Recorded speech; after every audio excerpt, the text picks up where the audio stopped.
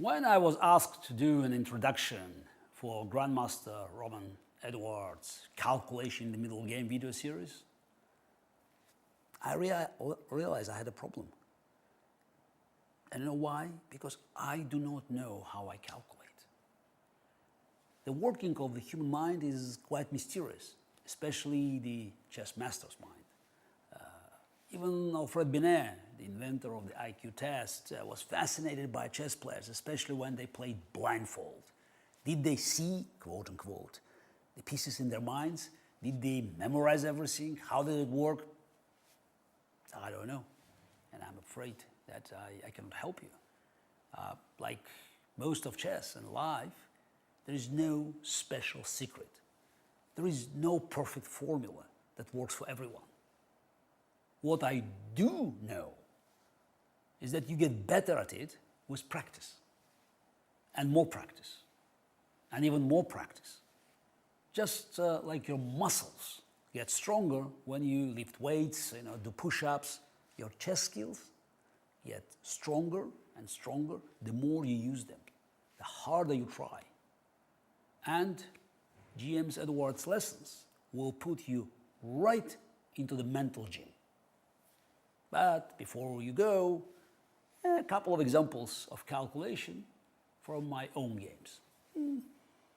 Let's start with something fairly simple. Game I played against Nigel Short, not a World Championship match, not even a classical chess, so it was a rapid chess mini match. I played against Nigel in Zurich, where we were at the special anniversary of Viktor Korchnoi 70th birthday. And we had all the pieces here.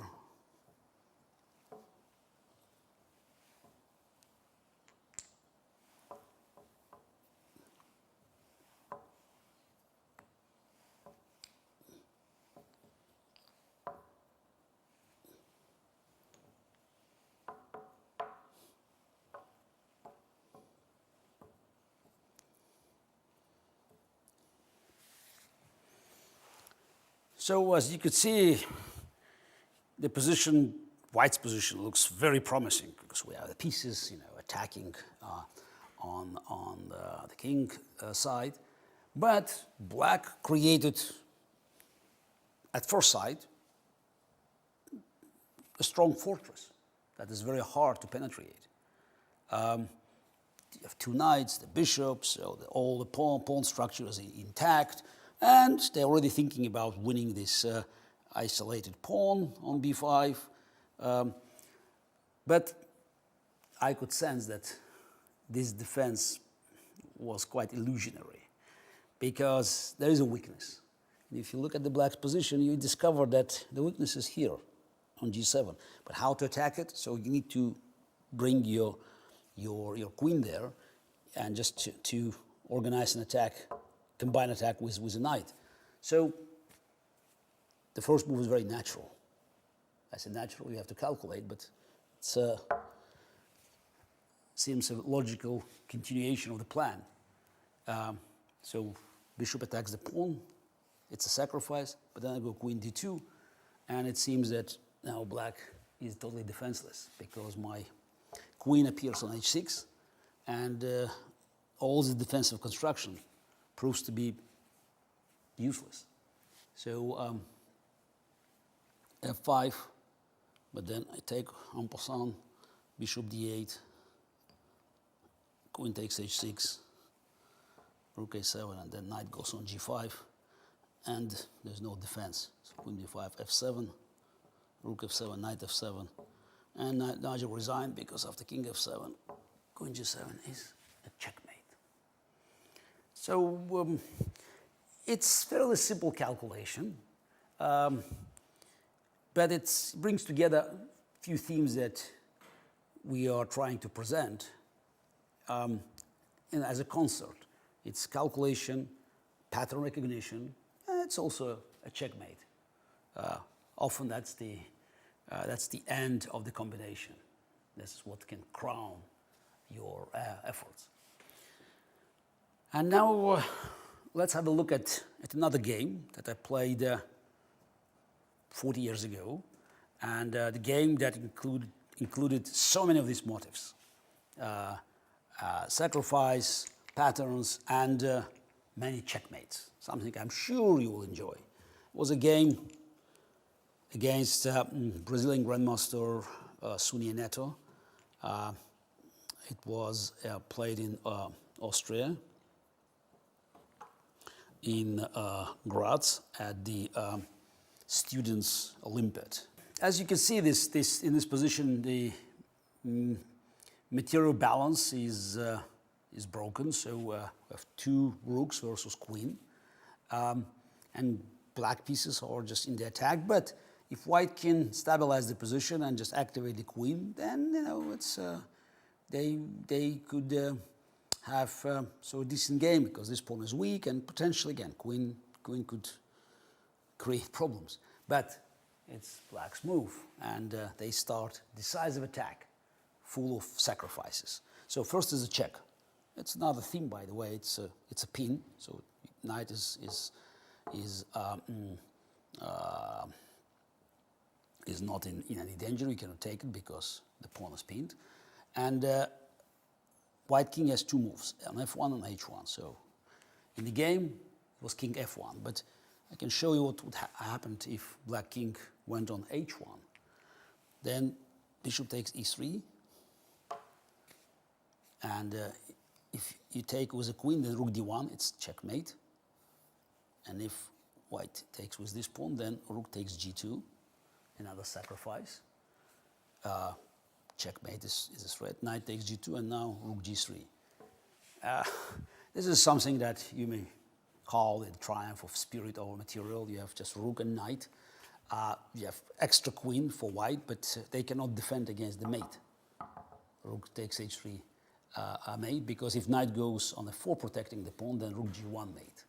So that's one of the many mating constructions that I had in mind by playing this game.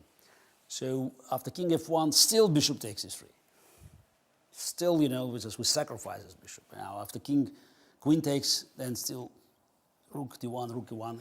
It's a checkmate. So white had no choice but to take with this pawn. Then rook takes g2. Now knight cannot take rook, because then knight d2 check, fork, another theme, and I win the queen back and have an extra exchange, and it's an easily winning position. So white's only chance here is to activate the queen. So, and that's also attacking g7, but most important, having the possibility of an attack on c8. It might, give a chance to save the game, because after rook h2, knight e2, black cannot immediately bring the second rook into action, because then queen c8 and queen f5, and it will be perpetual. So after rook h2, knight e2, that was in the game, you have to make a quiet move, king h7. So just waiting for white to move the queen somewhere, because if queen now goes on c8, then it's rook h1 check, and then knight goes on d2, and the rook f1 mate is the threat, and after knight g3, rook h2 is winning. So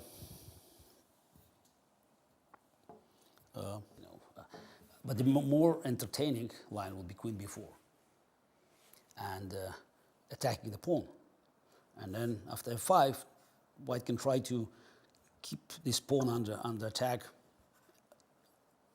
and with hopes that the rook cannot be moved. But then you have another mating construction. Queen b4, now knight d2 check, sacrificing the knight, rook h1, f3, now rook g2 mate is a threat, knight f4 only move, rook h2 and winning the queen. So there are many themes there. So, and maybe some of you find it too complicated, but that's, that what makes the combination really beautiful, because you have numerous themes that all are nicely tied together. And that was one of the most impressive games I played, where I managed to bring these themes not just in a concert, but almost in a symphony. But again, when you sacrifice, remember that you have to calculate. But your calculation is best to be based on pattern recognition. Hello, and let's hope everything works. Why are we learning chess from Hearthstone players? Yeah, tough questions to begin the stream. It's been a while since I streamed on this channel. Welcome back, everyone, and hope you'll enjoy the following 2 hours. We'll be doing a very similar type of stream to what we normally do. There will be some solving to begin with, and then I'll play against the members of the KasparovChess.com community. But there are a few things to highlight this time round. I'll get to it when we start solving. But for now, hello everybody. I am now. Wonders of technology allow me these days to actually read both the YouTube stream and the Twitch stream in one window. So I am fully appraised of everything that's going on with you fine people this evening. If you have any questions, regarding the general things happening in the chess world, I'm happy to answer them for the first, 5 minutes, and then we'll get to the business of actually moving the pieces around. YouTube dance game, I know, right? Obviously, the big news of December as a month as a whole is obviously the finished World Championship match, which I covered in its entirety for a different channel, and some of you will have listened to a bit of it, and my views on the subject are somewhat publicized. It was a strange match. It was extremely close until it suddenly wasn't, which I think left many of us a little bit confused, and also perhaps a little bit disappointed, because I think the first 6 games, in particular the first 5 3/4 of a game, but even the 6th game, as it happened, I think promised us an absolutely fantastic spectacle, but that loss more or less ended up, finishing the match pretty much, because Jan just seemingly never really recovered from losing it, and it's very regrettable, because I think many people have said that the standard of play in the first 6 games from both players, I feel, was extremely high, and if they could maintain that for a couple more games, I think both players would have started feeling a lot of pressure, and it would have been very interesting to see how things would transpire from there. A few questions about the forthcoming cycle and Magnus's statements. Magnus is obviously not going to tell us, flat out that he's not playing, the next World Championship match. It's not against Alireza. And I always feel extremely weird and just generally really hate speaking about the mental state and the inner thinking of people who are not myself. So I don't want to be, engaging in guesswork on that topic. But he was somewhat outspoken, I think, on the subject of Alireza specifically being the inspiration for him to play this match, and I think he went as far as he could without really giving too much away. I still don't think if it's not Alireza, I'm not it's a weird thing to just give up the title, right? I don't think very many people have done that in the history of chess, and it would be, I think, very much unlike Magnus to just, concede something that he doesn't need to concede just yet. But obviously he is not very happy with the format. And the format is also probably unlikely to be changed. So, that creates this weird dynamic where, he clearly, likes being world champion, but he also feels probably that he doesn't have very much to prove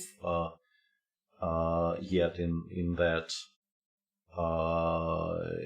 arena. So, yeah, I mean, let Magnus speak for Magnus, but the statements were interesting, but they were not new. He said similar things, I think, after the 2018 match. So, I mean, we know he's not faking. We know that he is, genuinely considering these things. But whether he actually will, when the question is put to him once the candidates is over next year, who knows? Definitely, I don't know. Will you play the World Rapid and Blitz? Yeah, I am planning to play the World Rapid and Blitz. And the Dubov controversy is, like, in any kind of a fair and rational war, shouldn't really be a controversy, in my opinion. Like, there's it's only really such a hot topic here in Russia, specifically because of the place that chess occupies in the collective psyche, so to speak, and also because of how politicized chess has been over the years. Because in general, obviously, it's a bit awkward to be helping the world champion against your countryman, but he's been part of Team Magnus for a while, and as he said in an interview, he has if of the two of them, Magnus probably knows Jan better than he does as a chess player. There is no betrayal as such. I see it as no betrayal at all. But obviously, Russia being Russia, this has become a very hot topic for a day or two or three. I think it has died down by this point. It will be interesting to see. Let's say there were some statements, not by the Russian Chess Federation officials, but people who are somewhat influential in the community, let's put it like this, in regards to whether he should be picked for the national team. And I would very much like to see the national team being picked on merit, and then I think he gets in. But obviously, I'm not an insider at all. Это интересная цитата. Я этого не видел, но смешная цитата, Максим, да. So sorry about the little bit of Russian in there. But yeah, in general, I think with pretty much any other country in the world, this would have been a non-topic. And it's only specifically because of the kind of a prominent part that chess plays in Russia, and how over the years it has become like this very much part of the national psyche that we are even discussing this. Did you watch the Hikaru and Ding match? I did not, I don't think. I think I missed that. I think I watched a bit of, if we're talking about the SEC, I watched a bit of the Wesley versus, who was Wesley playing? Nihal, I think. But I'm not, the time slot for those things and is not ideal. So yeah, I think it was a little bit too late for me to watch properly. So, whoa, that was really, really. Yeah, had I known it would have been this close, I would have definitely watched, because when those things, when they actually remain close until the bullet, it becomes a very exciting spectacle. Anyway, I think we've covered like the most obvious early topics. So let's talk about what's happening on the website. So there's been, okay, I have a guess. So I was sort of, hello. You're going to be a star for a second. A little bit of personal news. say hello to this little guy. And now, please don't eat the cable.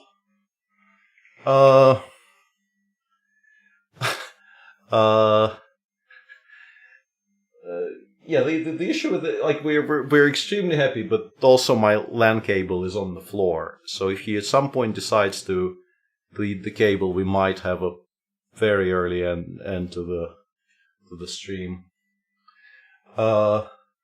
It's officially my son's dog, and my son chose to name him Fidel, so he's called Fidel. Filia for short, but he is gorgeous, and we are very, very happy about the whole thing. What's his rating? His rating is over 9,000, obviously. I mean, the homework, yeah, is less of an issue now. They're both students, but I guess they could still try claiming, even though, their homework these days is mainly over Zoom, so it's much harder to claim it was eaten. We'll see how that goes. Anyway, what's happening on the website? Let me switch to a different view for that. You will not see the entire screen because I have it cut for the solving of puzzles. But basically, there's been some developments in how the website is structured in terms of. Yeah, that's a very, very famous joke, and it's mostly famous, I think, because the late lamented Alexander Rochal, who used to be the chief editor of the 64 magazine. No, I'm definitely not a socialist, and neither is my son. It's a kind of an in-joke.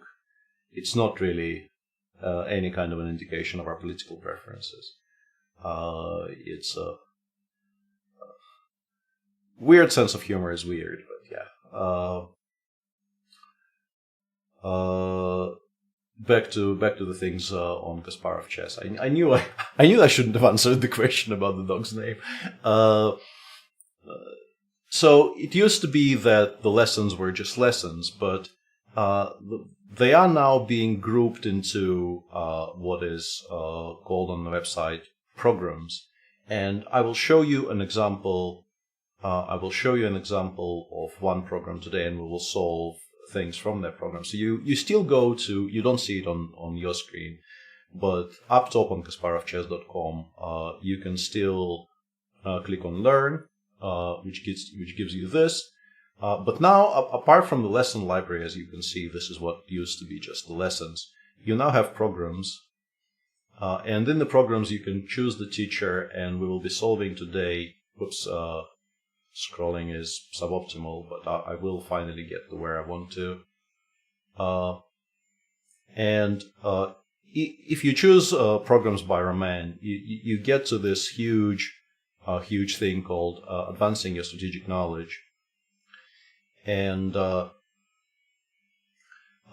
is split into chapters, and within the chapters you can find things grouped according to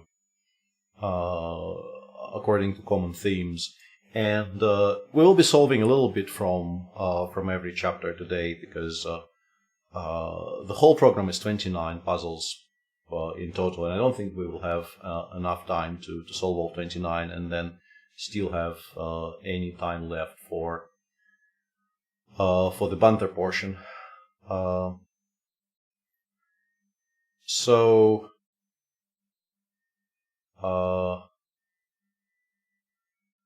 hang on a second. This is actually, hang on a second. This is probably not the one I wanted. One moment.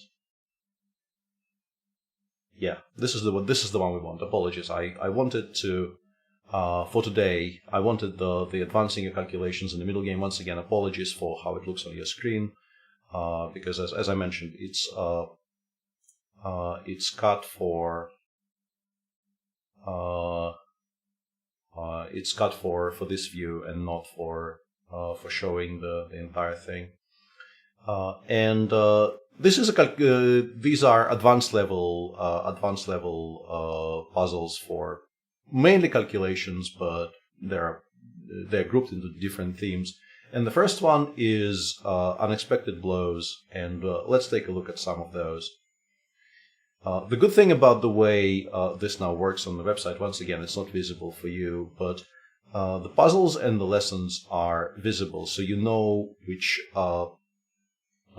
game the puzzle is coming from. So if I click on puzzle 1, I know it's the game between Raham and Heinemann, and yeah, finally we get to a position we can solve, and this is the only one I have actually looked at before starting the stream, and I found it kind of easy to solve because of specifically this is a very typical puzzle type, which I think you solve in like 3 seconds. Well, maybe not 3 seconds for everyone, but you solve it very, very quickly when you're given it as a puzzle. But you might very easily not solve it at all in a practical game, because in a practical game you don't know that the solution exists. And yeah, Eric San already pointed out the move Queen d7, which I think is very logical and is very likely to be played in a practical game, in particular if it's like a blitz or a rapid game. Because you create a pin on this diagonal, you attack the pawn on b5, then maybe you start thinking and you realize that rook b1 is not a bad reply, protecting the pawn on b5, and you don't have a particularly good follow-up and you move on. But if you know that this is a puzzle, I think the solution comes very quickly because you instantly start looking at things to sacrifice. And in terms of things to sacrifice, there's really only one solution. You go rook takes e2 here. After king takes e2, you do need to do something about the pawn on b5, so you play queen e8 check. And in this position, and this is also, you might kind of stop here after king d1 because bishop takes b5 seemingly no longer wins the queen. But if you continue for a bit longer, you realize that after bishop takes b5, the queen only has two squares to go to. It can go to b3 or it can go to c2. And after both of those moves, we have bishop a4 using the king on d1 to win the queen with the pin. So as I mentioned, it's a very easy puzzle when you get it in a puzzle rush type situation. But I think it's a very difficult puzzle if you actually get here in the game, and I don't know if the players actually solved it in the game. I suspect maybe it wasn't even solved in practice. How to understand pawn structures better? Asks Sauer46. I think, like in terms of plans, I really like. I think sort of overall your thinking about chess and your positional understanding and things of that nature will be very much improved if you read the quality chess books by Boris Gelfand, but there's also some very nice books, I think, specifically on pawn structures by Ivan Sokolov, and there's a lot of very nice material out there. I'm not the world's biggest specialist on which books to read. I really like Boris's books, but I have read them, and I haven't really read like much outside of that, honestly. So my recommendations will always start with recommending the Boris books and then going from there. It's always Paul Borta, Ale Carlson. Sam's book is also probably pretty decent because Sam is a very conscientious person, and I think if he chose a topic, I think he can be counted upon to cover the topic very extensively and very nicely. So this is puzzle 1. Let's go check out the second one here. I don't know if we should be doing because there are 29 of them, as I mentioned, we should probably limit ourselves to maybe 2 or 3 out of the group, because otherwise we'll get completely swamped. I think I solved this one already. I will let chat think for a little bit yet, because this one I think is sort of harder, but also I think this one I would have solved in a game. I'm not sure about rook takes e2, but this one I think I would have solved in a game, because it kind of you can immediately see what the theme is. And I already see one correct answer by Chess, Coffee, and Cigarettes. I'm pretty sure it is Rook F2. And here, you have to think about it this way. With the pawn on E4, I suspect, and this is maybe, it's a bit of a kind of a tangent, but I remember there was a book in my youth, which I don't remember the name of, which attempted to classify the blunders into different categories. And this is basically a blunder where you are, with your move, you are allowing a tactic which wasn't in the position yet. Sometimes you blunder something because you just failed to answer the question, what does my opponent want in the position? And those are kind of unpleasant. But this is a different type. This is a type of blunder where you make a natural move, but that natural move actually creates a tactic which wasn't there yet, because now the e-file is open. So we can play Rook F2, using the fact, and it's kind of regrettable that the computer only shows us Rook takes F2, but this is exactly why e d5 was a mistake. With the e-file open after Rook takes F2, we can simply take on E1. This move simply would have been impossible with the pawn on E4, of course. It would just be illegal to play that. And now I guess all of you have realized that despite the Rook on E1 hanging, the idea of knight E3 attacking everything here just wins on the spot. And in this position, I don't even know. I have a feeling there should be mate, but I also think Rook takes F1 can never really be a mistake. So I'll just play Rook takes F1, and it's probably going to be the correct move. If King takes F2 here, we just take on H2, and then we go Rook F7 check, regardless of whether the king goes back or forth. And if it goes forward to F3 and G4, then Queen H5 will mate it on the G4 square. So yeah, it's a kind of it's a very, very natural thing here, of course, to take on D5. But the fact that you're opening up some files with your king not very safe on G1, I think, should be ringing alarm bells. And Rook F2 is a beautiful, beautiful move, but you should, as white, I think, in a position like this, you should be trying to minimize the danger to your king. And in general, playing something like E4, E5 probably gives white a very playable position here. This tactic is like every Morpheus game ever, opponents helping the tactic. Yeah, in a way, but Rook F2 still, it's possible to miss this move. It's a beautiful move, and I think the reason I found it so easily is, once again, because we're being asked the question. In a practical game, I would still bet on myself to find it, but I think it would take me longer. Let's take one more from here and switch to the next chapter. So puzzle 3, once again the same theme, unexpected blows advanced. This one is a bit curious because I would like to play Rook G4 here, but I don't know if that works. Obviously with black just placing their queen on this diagonal, you would very much like to play... hang on, it does work, yeah. Okay, but who sees the follow-up? Very good, Brosco Q. It took me a bit to find the move Rook G8 check here. But since chat has already solved it, I think it's... because normally in a position like this, you want to play something like takes F7, and then black goes E6, E5, and you cry. And if the rook goes anywhere back, once again, E6, E5, or even F7, F6 or something, it's just completely satisfactory.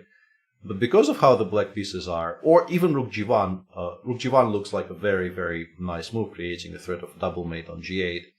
But the moment black closes down the long diagonal, you no longer really have any threats. But you can lure the black king to the G8 square here, and then, somewhat miraculously, none of the black pieces can get to the G file apart from the move Bishop G3, which doesn't help at all. Should double check get nerfed next patch? Yeah, we should talk to the devs. But I have a feeling, it's like Edwin, right? If it hasn't been nerfed yet, it probably never gets nerfed. And I understand this is a very dated joke because Edwin eventually did get nerfed. It's like Octobot. Octobot never gets nerfed, obviously. So let's switch to chapter 2, which is delivering devastating attacks advanced. And we'll take... we still have about 40 minutes left of solving before we can comfortably switch to to the banter. So let's take a couple from here. The first one is from a game between Hou Yifan and Jackson. And yeah, this is trickier. This is obviously from Rui Lopez. Like this structure in general gives it away very, very easily as a former Rui Lopez position. But you still have to find a decisive blow, because like the obvious Queen f6 check allows King h8, and yeah, the solution already has been published. I mean, not published. Somebody already, I think, solved it in chat. And it's a very nice solution, because I think it's very easy for Black to miss as well. The issue for Black in this position is that the rooks are not connected. So in at least two different ways in this position, Black will really, really regret that the bishop on f8 is only protected by one rook and not two. So we start by playing knight h5 check, which is a move I immediately looked at, because it looks very logical to open up the g-file here for additional checks and things. But if you play Queen g3 check here, if you actually make this move, after King h8 your attack actually sort of runs out, because bishop d4 check can very easily be met by 6 e5, and there is no way for us to remove the pawn on e6 from the board while also maintaining the attack at the speed that we wanted.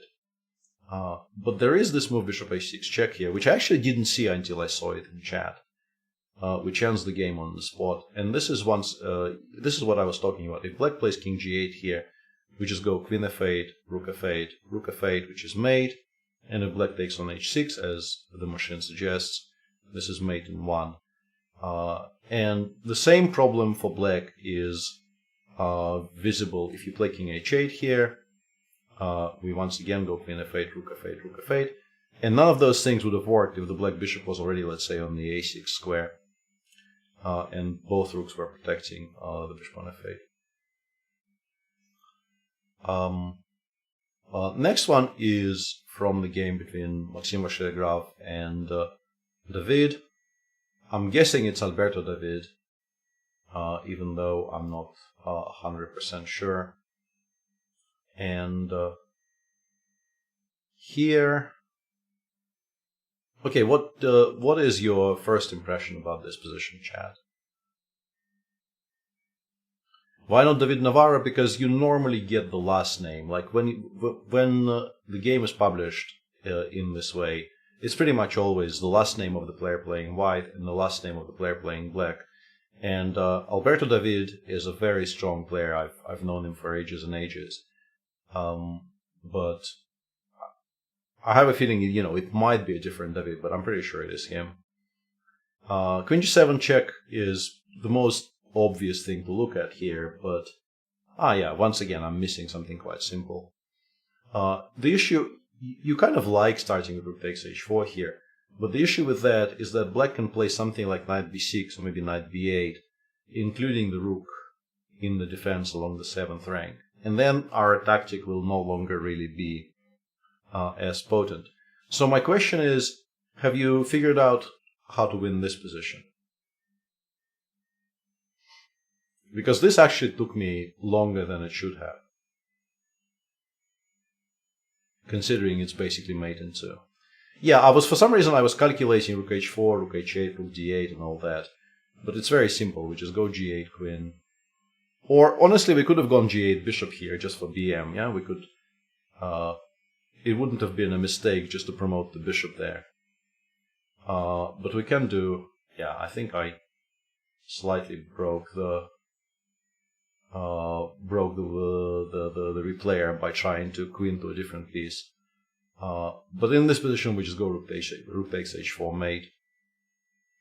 And it's actually very similar to the one we were solving in the first chapter with the rook g4, g7, g8 trick, where you have to make sure that all the files are open here, just as in that other example.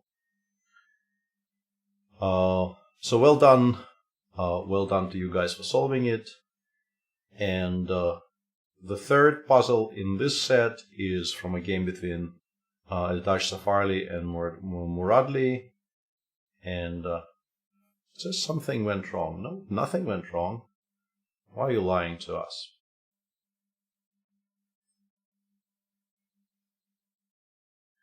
Everything is shipshape.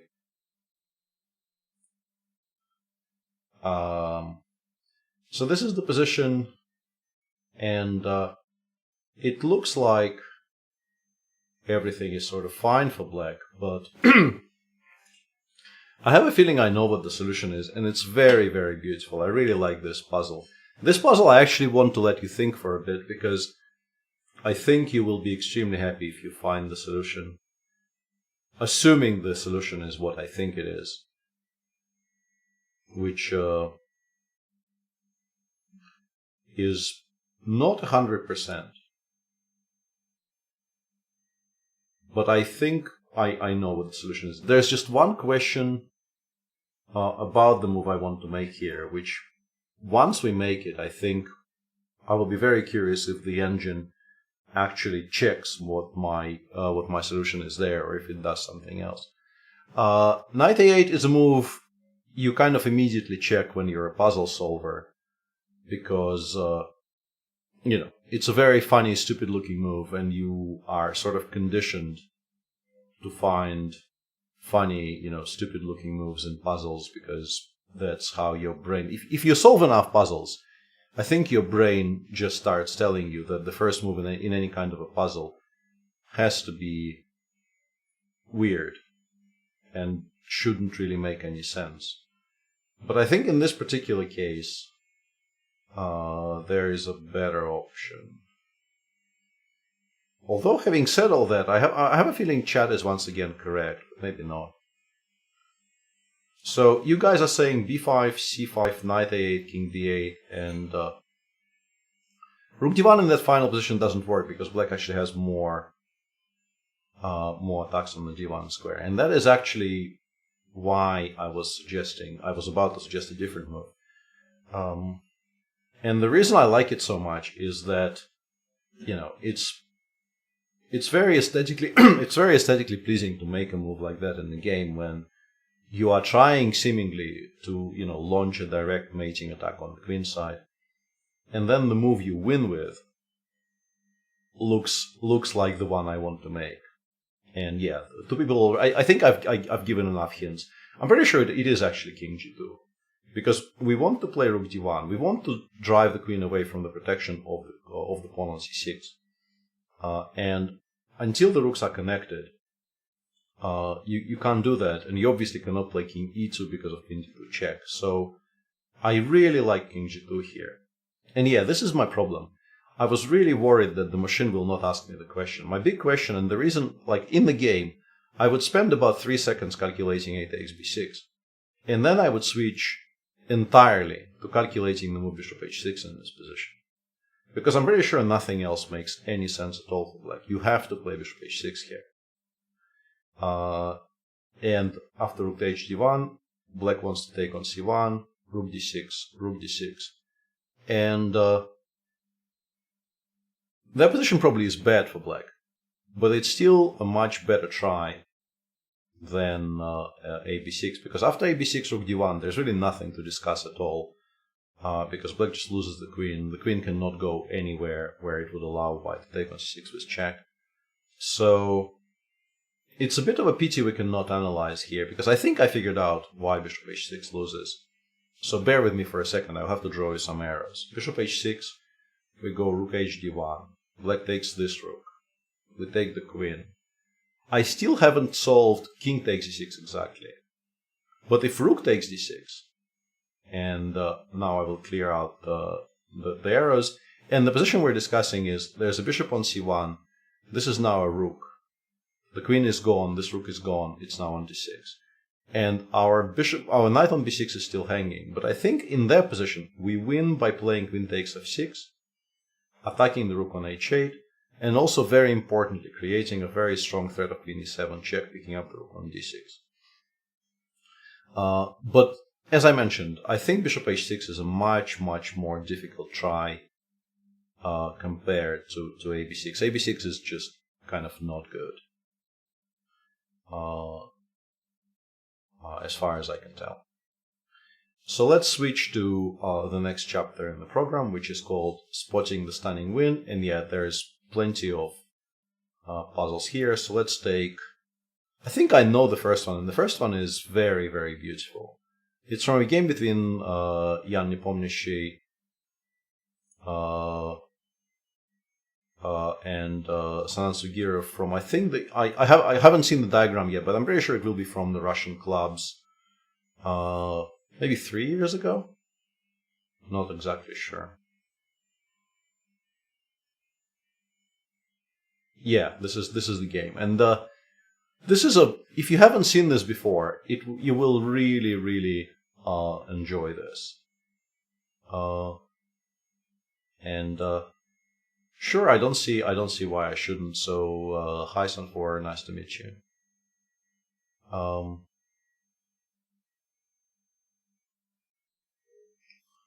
So yeah, all of you saying h4 are, I think, actually incorrect, because I think you're supposed to do it in the right order. I think the whole point here is that you do it in the right order.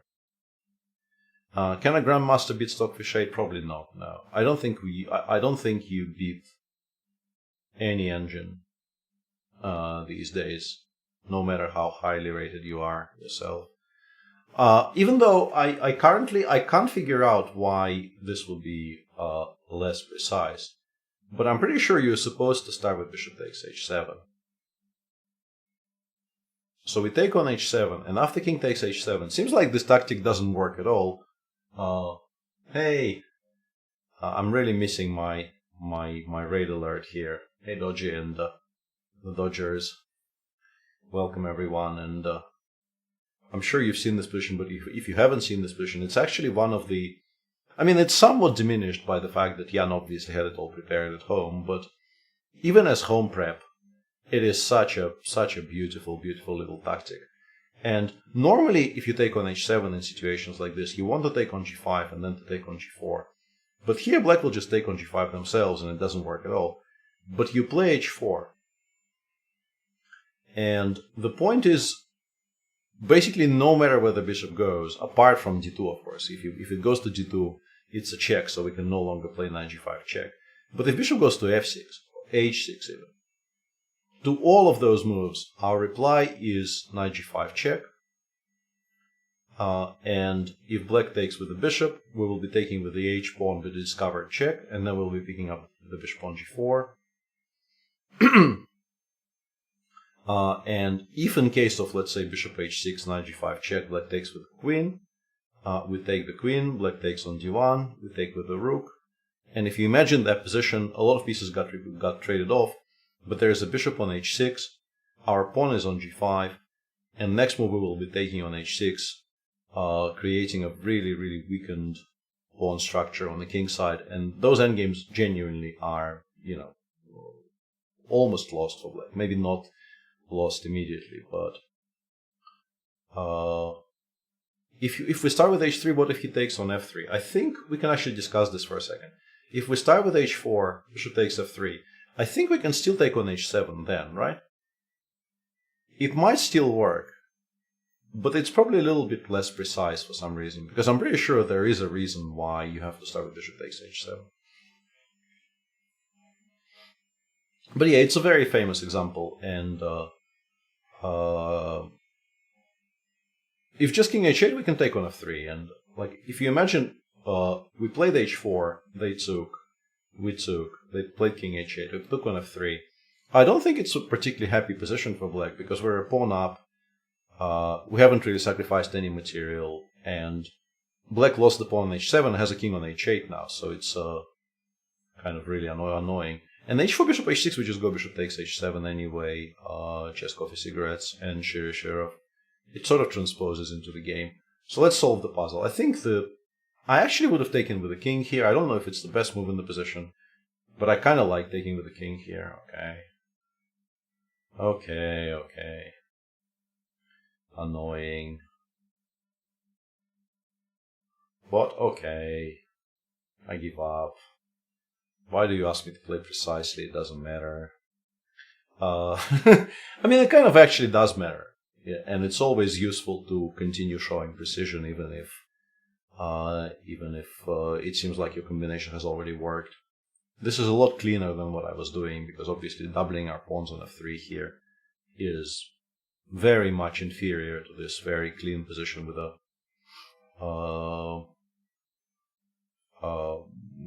healthy extra pawn.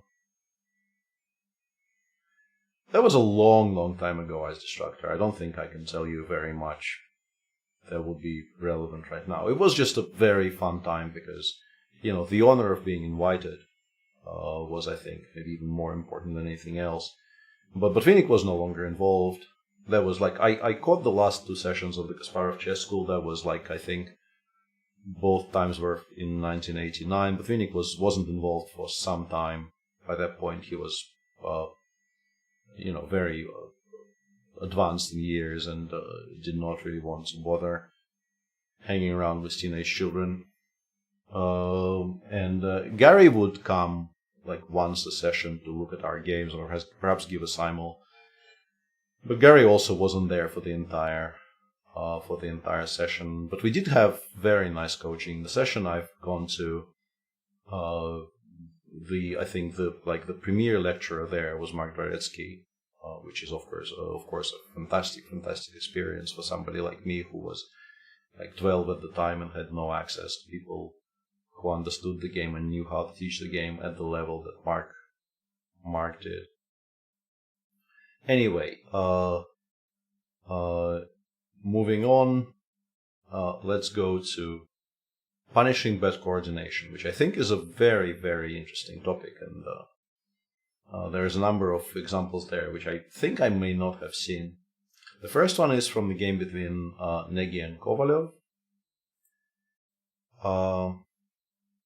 And this is it clearly has been a Sicilian of some sort, but we don't know exactly which Sicilian. You helped Gary Chess to Gary Harsa. A little bit. I don't want to overstate my importance in that conversion. But I did help a little bit, and it was a very fun experience, and also a really, really weird experience. Because I don't think in my wildest dreams, I don't think I ever imagined that, me and Gary would at any point discuss,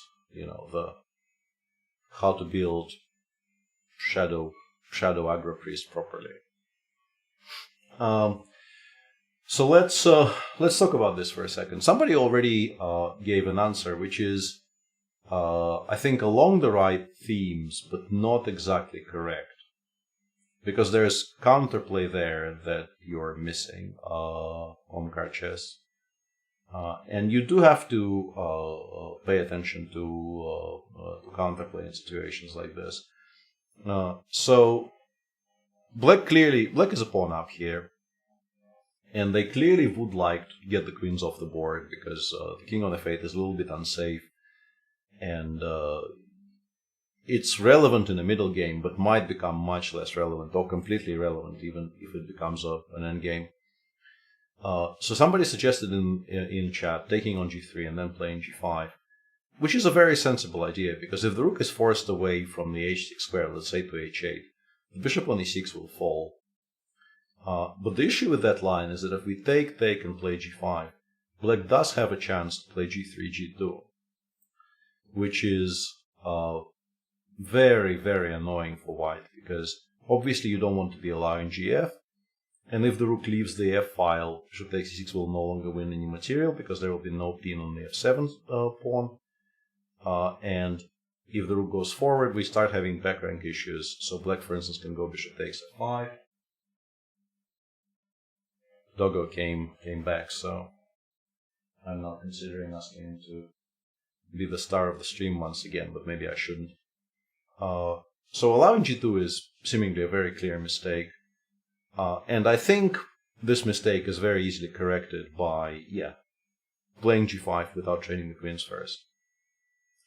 And once again, queen takes f3, I think, is not the most difficult move to refute.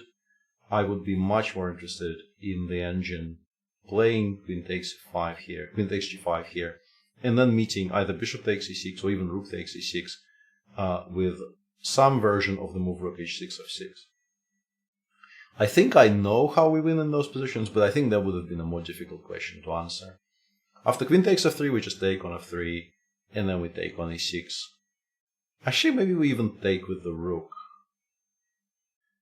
But I don't think there's much of a difference, honestly. I quite like taking with the bishop. I don't really see why this would be wrong.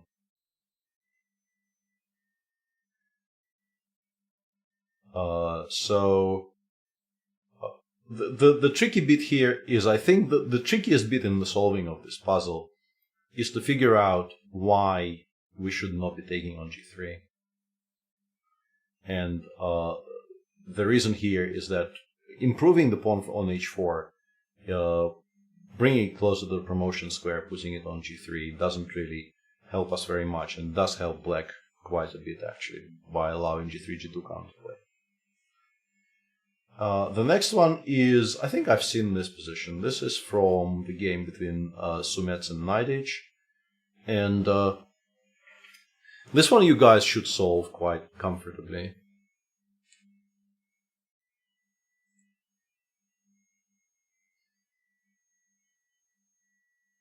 Yep. Already one correct answer. And the trick here is simply, I think sometimes your brain sort of refuses to process, we are launching an attack on the king side with a rook sacrifice. But then, just a moment ago, there was a piece on h8, which you still sort of remember. And in general, when you're leading an attack, the moves of your pieces backwards are sometimes harder to find than the moves forward. Like, if we could play queen h4 check here, I think the solution would take all of us.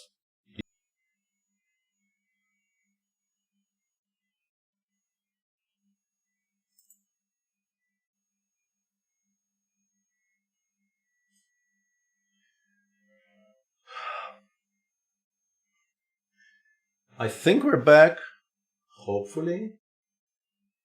But yeah, please don't touch the cable, doggo. This will not help if you will continue touching the cable. Sorry about that. Like, I'm very happy about the addition to the family, but there does seem to be a bit of an issue with the LAN cable being on the floor. So yeah, sorry about that, and I hope we will not have any more interruptions today. But yeah, the only real problem with solving this puzzle, as far as I can tell, is making sure you never miss moves like queen f6 h8 check, because they sometimes are harder to spot than they are than the forward checks, for instance. Let me just briefly restart some things to make sure I'm not missing anything. And yeah, apologies for the temporary F that happened. I refuse to the dog is blameless. The dog hasn't really understood what works in this flat and how it works yet, so it's definitely on me for not closing the door properly, but what to do? And the last puzzle in this section is this one. This is from the game. This one is from the game between Hikaru Nakamura and Eduardo Itorizaga. And White's position looks very, very promising, but you do need to find a good way to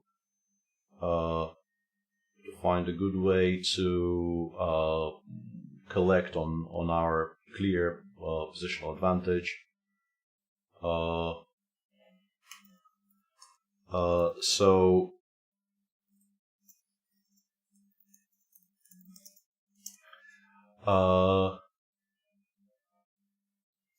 the obvious, like, first of all, you need to figure out why d takes c6 isn't winning. If we just take on c6 here, it looks crushing, but black will take on f1 with a check. And after rook takes f1, black will play bishop takes c6. And, I mean, that position might still be winning for all we know, but you still need to find the final blow there. If we go rook takes f6 first, of course, then after gf we can no longer take on c6 because the d1 rook will be hanging. So this is the kind of general setup here that you need to work through. Queen takes f5 in the end there. Yeah, I also considered that on card chess, but it doesn't create enough threats, I think. It's a good move, it might win a pawn, but it doesn't really win the game. I think I know what wins the game. But this one I think is slightly more difficult than the previous puzzles we've seen today. So I'll give you some time, maybe some of you can get there, because there's a very nice final blow in one of the positions we discussed, which actually just ends the game on the spot. So I want to give you some more time.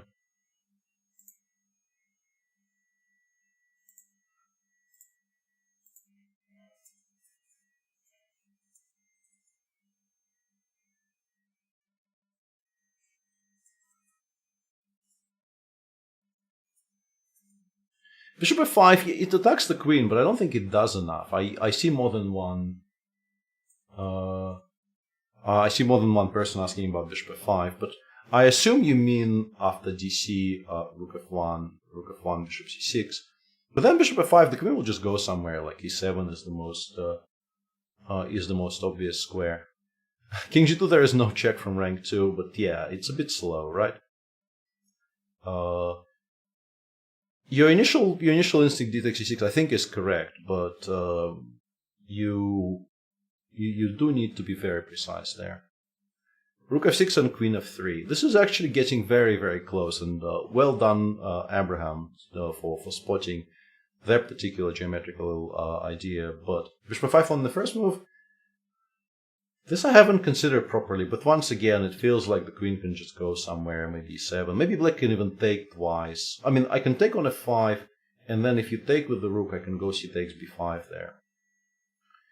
So more than one person. The issue is I can only show you the correct solution here. So I cannot really analyze rook takes f6 for you. But if you go rook f6, gf, queen f3, I think black takes on b5. We take on f6 with check, and black probably goes queen g7. And that position is not really very clear. We can take on b6, for instance, so we can go into some endgames. But we did sacrifice a piece, and we're not really winning as such, because we don't have enough attackers, it feels. But you are sort of getting closer there.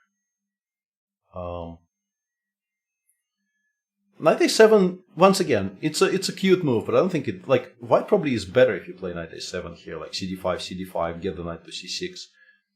I can definitely sort of endorse the positional thinking behind that idea. But I think there is a forced win here, so... and I think, yeah, this is the solution finally.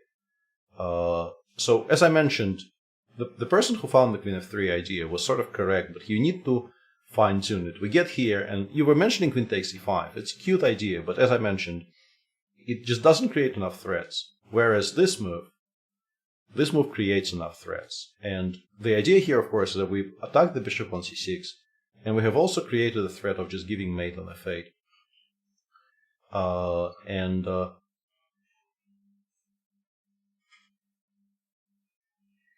Sorry about that. I'm just trying to figure out what he's chewing there behind me. And some of the things he could be chewing here are not really that great for him to chew, so I'm a little bit distracted. But yeah, queen f3 creates those two threats, and after queen e6, I don't know what the puzzle maker wants from us, but I will just take the bishop. I mean, queen takes f8, queen f8 check still wins here. You don't really need to worry, but taking the bishop in one move is never going to be a mistake. So this, I think, probably concludes... What's your dog's name? I'm not answering that anymore. I don't want any discussion of my political preferences. I've had this conversation once today. I'm not eager to have it again. Also, it's not my dog, it's my son's. We just got him today, so all of this is very, very new for us. 6 hours ago, we did not have a dog, so the streaming setup and everything else hasn't really been dog-proofed yet. Планирую поехать, да. All right, so we will. I think on this topic, once again, I will mention that this is a new way of grouping the puzzles on the website. Puzzles are now going to be grouped into so-called programs, which will allow you to get like a bigger bunch of things to solve, which are all variations on the same theme, and they will also probably be grouped by difficulty, which is very nice. So there is constantly, work and improvements happening on the website, and this is one thing that has definitely happened since the last time I streamed on this channel. And another thing I want to mention is, since this is the holiday season, and it is the season to be jolly and also to start looking for good gifts. There is currently a promo going on the website. If you sign up for the pro membership on GasparovChess.com, after the trial period expires, you will get a voucher allowing you to gift full 1 year membership to somebody else, which does make for a very, very nice gift, I believe, if you have chess-minded friends in your immediate circle. So do consider doing that. And on that note, I will briefly stop with the shilling and switch to the Blunder setting and start playing against people. I already have a bunch of challenges, but yeah, my screen name on the website is Volborta. I prefer 3 and 5 minute challenges, but I will take. I'm not going to take slower than 5, but if I stumble into a bullet challenge, I will play a bullet game, but I don't particularly want to be playing slower than 5 minutes. And honestly, some sort of 3+2 like this one is, or 3+1, or even 3-0 is probably ideal.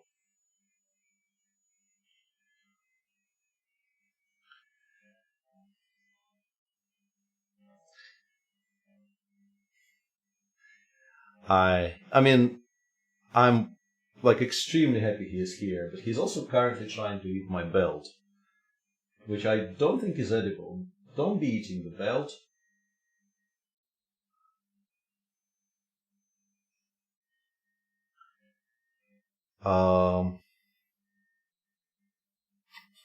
You could name your dog Magnus. Nah. No. Ugh. Does this look like a Magnus to you?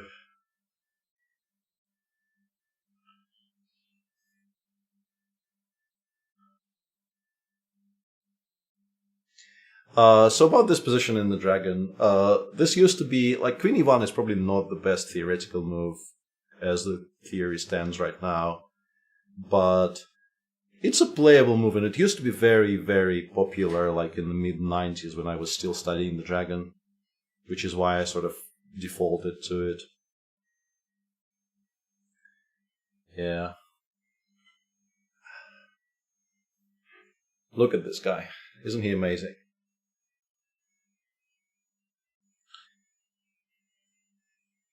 And I think my opponent probably is watching the stream, because I think the last 2 moves my opponent made can only be explained by him, like, completely distracted by the sight of this gorgeous, gorgeous pupper. Because, yeah, Queen a5 and Queen b4 should not really be played there.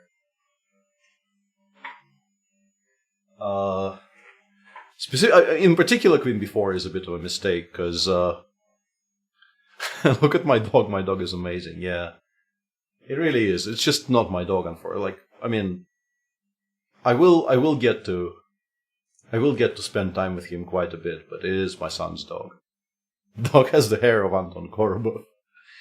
Doesn't that dog steal food? No, he is very well behaved so far. No stealing has happened so far. He's been the absolute king. Isn't like the queen trapped. The queen is like very, very trapped, yes.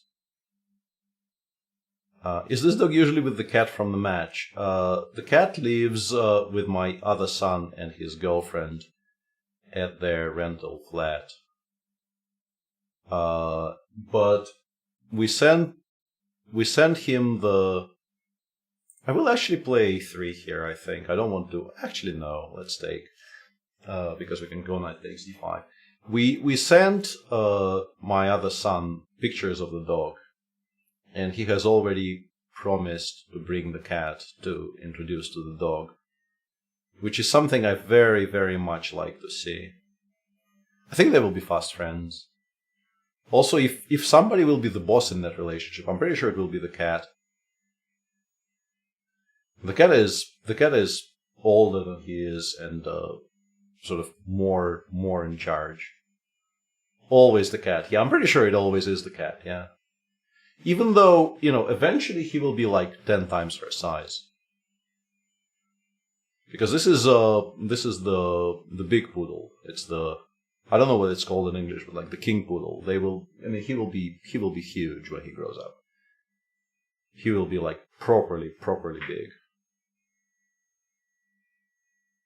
I don't know why I'm not taking on a5 or on e7 or anywhere. But I'm sort of winning as it is. You should protect the cat. I think the cat will be very, very capable of protecting herself. From what I understand of that dynamic, like, I think if the cat actually runs away from the dog, it's because she cannot be bothered to deal with the aggravation. But if there's any actual aggravation to be had, the cat just wins. The cat just hits the dog on the nose with her paws, and the dog doesn't enjoy it very much. What site is this? You are on the Kasparov Chess channel, so there should be some hints.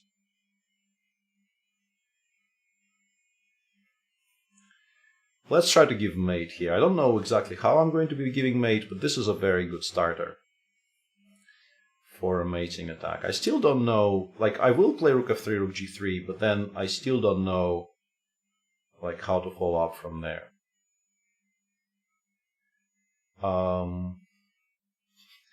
I only know 3 sites, and I'm not gonna risk guessing which 3 you know, because you didn't specify chess sites. And if you only know 3 sites in general, I am very, very much afraid of trying to guess which 3. Okay, on a more serious note, how are we launching? Hang on a second. Was it a bullet? Was it a bullet game? Jeez. This is one issue I have with playing on Kasparov Chess while also trying to read the chat, is that I sometimes kind of fail to pay adequate attention to what the clock says. So I just didn't realize that wasn't a 3-minute game.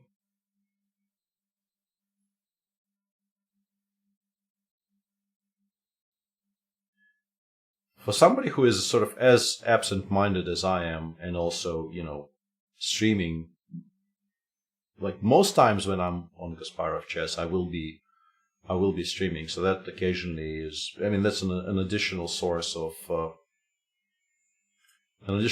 distraction.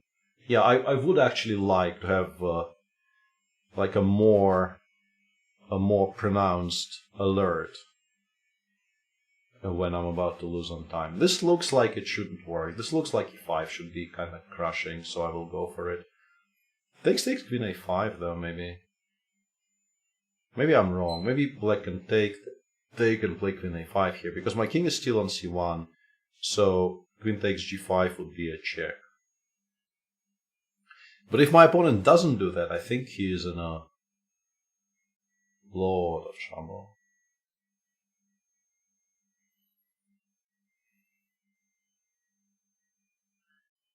If that move does happen, I'm not sure who is better.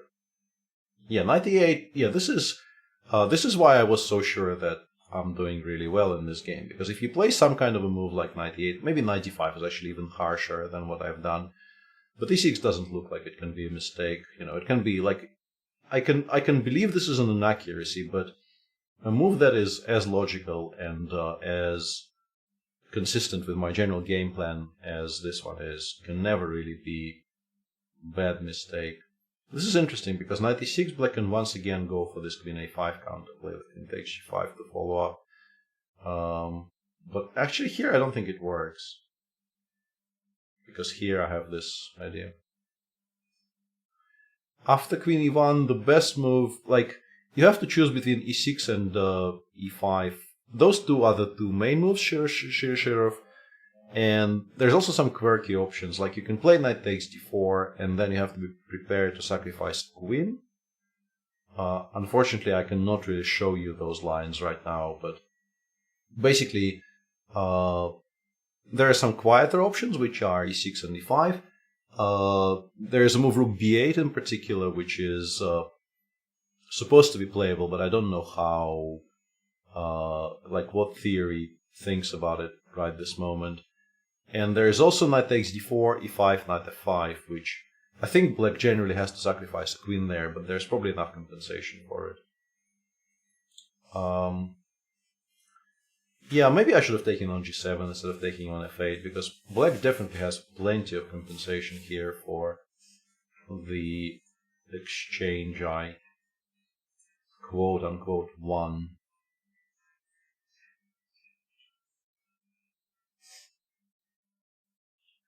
And thanks for all the kindness currently being spread in chat. I am bishop takes e7. I'm not really. It's not a pawn grab. I'm trying to trade some pieces. In particular, I want to meet bishop e6 with bishop takes f8. I don't really want to even be, thinking about protecting this rook. Bishop f5, my initial idea is to just go rook takes f5, but I don't know if I have to. I can definitely start by taking on f8 and going from there, I think. And now I think I will take. Because I think getting rid of that bishop makes a ton of sense here, in particular because I have this check. And I can take on f5 next move. You definitely should be going to h8 here, not g7. You absolutely, in positions like this, you absolutely want the king on h8 so that you have bishop g7 as a follow-up. Yeah, because this is just bad for black. I'm 2 pawns up. There is no particular counterplay, and my attack against the black king will just win. This is a cute move, but it's not going to do enough if I don't lose my mind.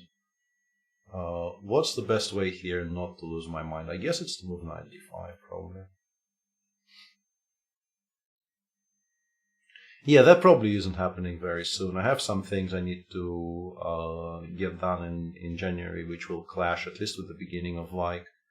And honestly, the reason those streams were so fun was that we were doing it live from the studio. Very cute move, actually, by my opponent. Unfortunately, I can win a lot of things with checks on the other side of the board, but that's a very, very cute idea. Yeah, one of the reasons, and maybe the the main reason why those streams were so fun, was that we were doing it live, and there was this kind of a feeling of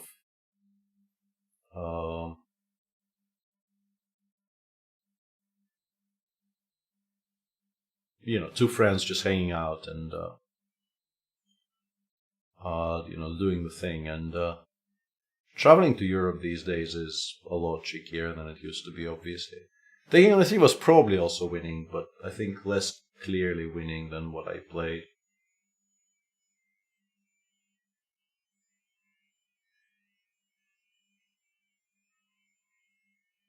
I don't know. This move order is not supposed to be that great, but I also don't know exactly why. I will try responding in the most direct fashion possible by just challenging the white center as quickly and as forcefully as I can, but I don't know if that's the best way to go about things. It probably is. Like, it cannot be bad, but I'm not sure if that's the best. And now, regrettably, I kind of have to cash in, but it is a healthy central pawn, so why not?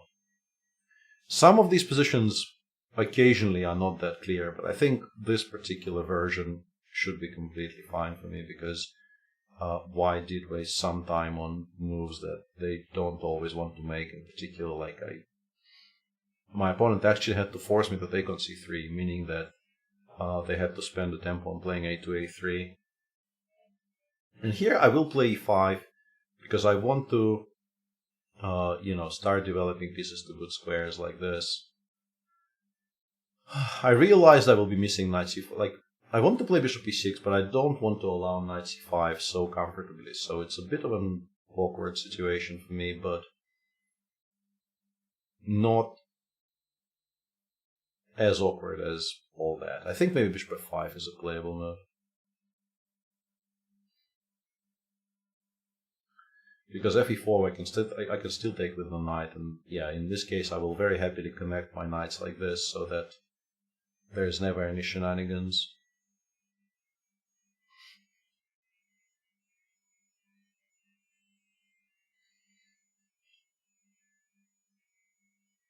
Yeah, now we're obviously doing very well because I managed to complete development, I got all of my pieces out, and these weaknesses are still very much in play, so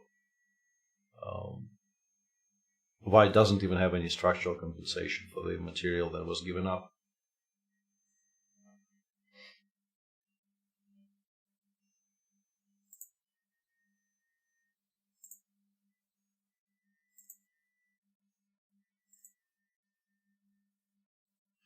I don't think I need to trade yet. I very much like my knight on e4, so I don't think there's any particular cause for me to trade on g5 earlier than I absolutely have to. And in fact, even here, I'm very much tempted to take on c3 because I think this knight is actually kind of better than this bishop. But obviously, all the options here are very, very good. Why not queen c3? Yeah, also very playable. Not the issue, but like if I play queen takes c3 here, I am, involving tactics in a position where I don't think I need to actually involve tactics in my conversion. I think this position you should be expecting to convert to a full point without having to calculate anything difficult at all. Knight d5, queen e4, and then queen h4 and rook h3 is one way how this position can become a bit tricky, so I'm trying not to do that. My opponent is actually, after the somewhat unfortunate opening, I think my opponent is playing a very nicely. I like the way they're trying to create problems for me in a position where it's actually very difficult to create any problems for me at all. But gh6 was winning, I'm pretty sure, but I don't even need to get involved. There is just, you cannot really force me to even take that bishop until I am good and ready. And I probably will be good and ready next move, because I don't think there's... Actually, I still don't have to. Queen d4 check is completely... Maybe, this is the way to completely discourage my opponent here, because now the queens have come off and I am a ton of pawns up with no real counterplay or anything. I probably should have played knight e5 first, but it's not that relevant. Knight e5 first was more precise, but it doesn't matter that much. And as usual, I just want to say that In as much as possible, I am trying to accept challenges from the usernames I haven't seen before, which leads me to sort of soft declining challenges from people I have already played. I have seen a number of challenges from the regulars of the stream and the regulars on the website. I will take them if there is no choice, but whenever I see a challenge from somebody I have not seen before, I will sort of prioritize those just to make sure that people who haven't played me yet get a chance to play me. This is probably not the way I'm supposed to play this line, because like bishop takes e6 always worries me a great deal in positions like this, but we are here, so. How do you challenge? You go to, there should be a command for this. I think it goes, yeah, you're on YouTube, so commands will not work for you necessarily, Bala. But basically, on the website, there is a way to go into sort of the friends list and then search for Paul Borta and issue a challenge to the user Paul Borta. Have you seen any good shows recently?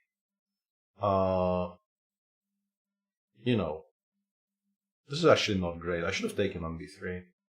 And in particular, this is not great because I now have to, like, every single move I will have to worry about before forcing my knight to really horrible squares. Yeah, this is the kind of a trick on this particular website compared to some of the other websites you may have had experience with. While I'm in game, you cannot actually issue a challenge to me, which is sort of by design, but I think it takes people by surprise quite a bit when they first encounter this. This is sort of not a blunder, but also a bit of a blunder. I should have taken on b3, and now, like, I really hate my position. My plan was to play before knight b3 here, but there are some tactical issues with this. So yeah, after b4 I will be hating life with a vengeance, like really strongly. I haven't watched Squid Game. I'm watching, what am I currently watching? I'm watching Wheel of Time without really enjoying it all that much. But I mean, it's watchable. It's not great, but it's watchable. Season 2 of The Witcher came out today. So for those of you who are into that kind of thing, that's definitely something you might consider.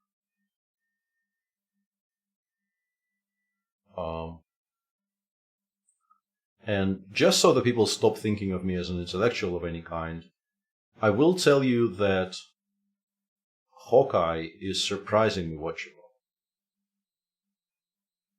And now people will realize just what kind of an idiot I am and will no longer ever ask me for any opinions. I mean, you do realize that the games and the show are based on the books. I haven't actually read the books, but that was ages and ages ago, and I don't really remember anything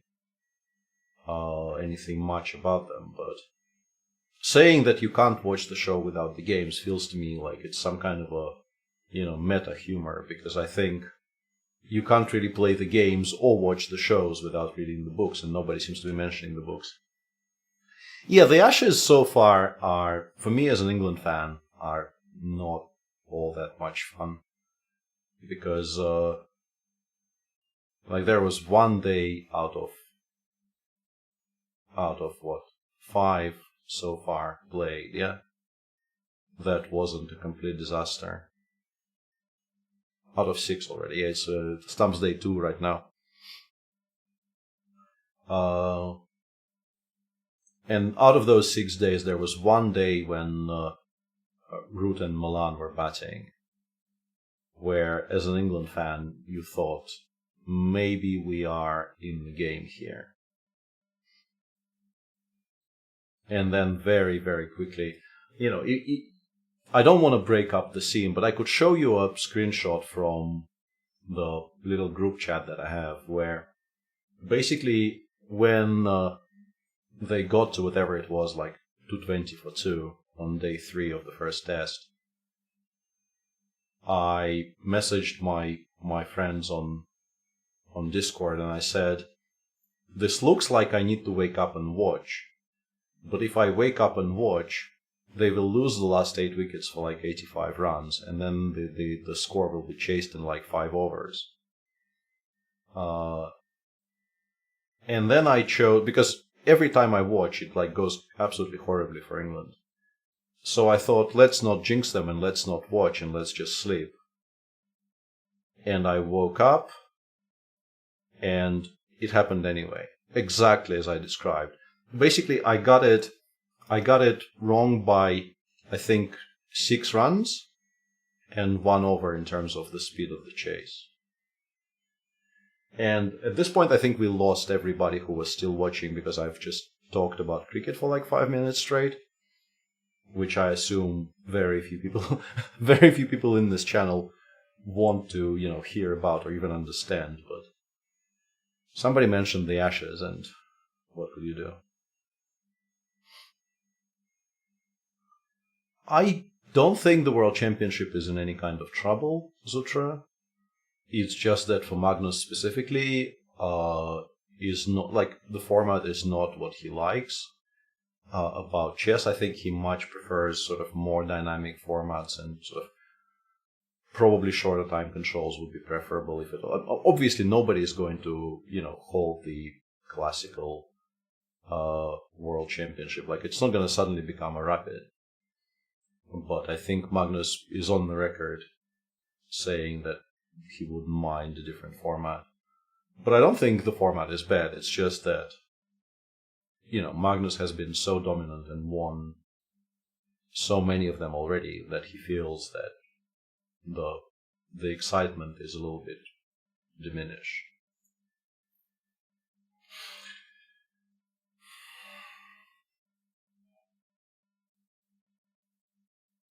I haven't really talked about that previous game all that much, apart from bemoaning my opening choices. I apologize to my opponent if my opponent was actually hoping to learn something about the game that we just played. I kind of ignored it because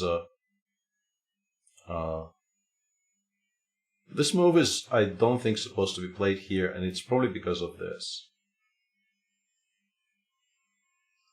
Yeah, because somebody asked me a cricket question, so that was a complete write-off in terms of me talking about the chess.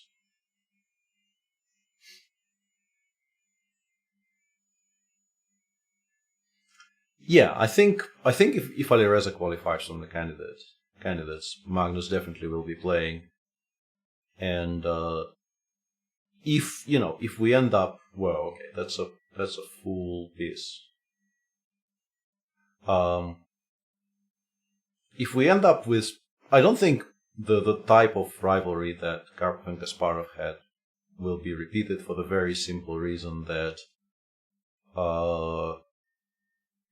the champion no longer has the right to a rematch. And to expect people to just constantly qualify and then requalify and then requalify again is unrealistic. I mean, it can happen, but it's like absolutely not any kind of certainty at all that the loser of the World Championship match just instantly requalifies from the next candidates.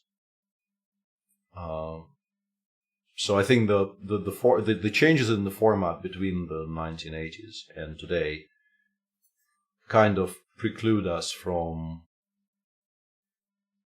getting kind of a long-standing rivalry that we had then. But it does feel like they will be the two people to watch for the next few years. That is not, discounting Fabio, Ding, or Jan, or any of the other really, really strong players currently playing, but it does feel like Magnus versus Alireza is what everybody wants.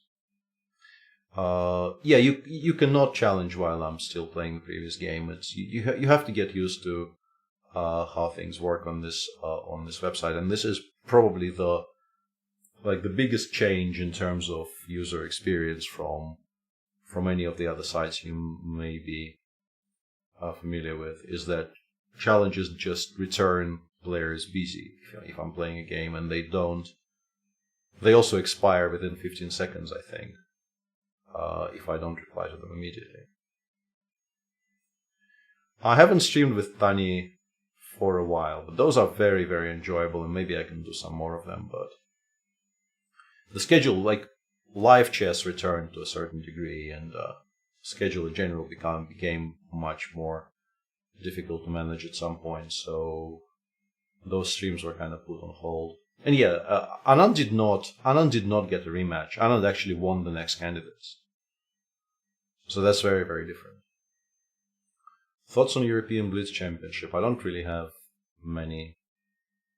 I've seen the starting list, I think, and I think Young Krzysztof, with the list that I've seen, Young Krzysztof was a huge favorite to win.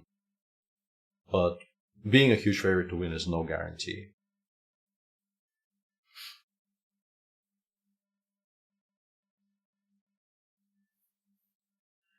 Are there any New Year chess tournaments? I think the closest one, apart from the World Rapid and Blitz in Warsaw, which will start in about a week. The closest we will get is Vike. And Vike should be very exciting because Vike is always very exciting.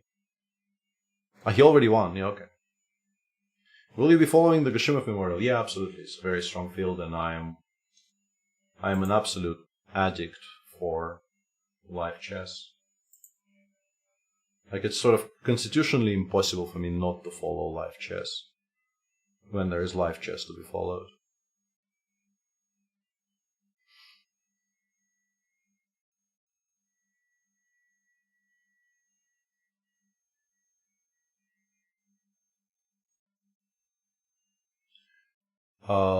Which event are we talking about? World Rapid and Blitz. I think, yeah, I mean, you can say it's annoying, but I'm sure you can also understand why that is, right? It was supposed to be in Nur-Sultan. I keep on saying Astana. The town has been renamed. It was supposed to be in Kazakhstan, and then it got moved, and obviously travel arrangements had to be, reassessed by many, many people. For me, it wasn't really such a big deal because I did not need a visa for Kazakhstan, and I actually have a Schengen visa still valid for Poland. So for me, the disruption is limited, but that's not going to be the case for everybody. So people need to kind of adjust and see if the plans still allow them to even travel to Poland.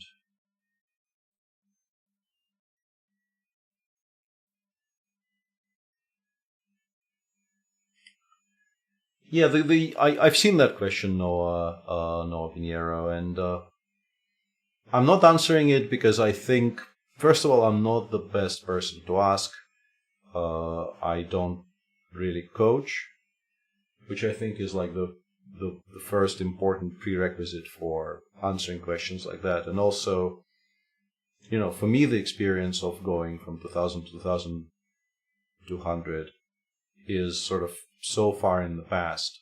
And, it will sound like I'm bragging, but it's just simply that, I did that when I was a kid. I don't really remember what I did. I was just absolutely obsessed with the game, and it kind of came naturally. So, yeah, I played this game kind of poorly, considering the fact that this was the position after move 3.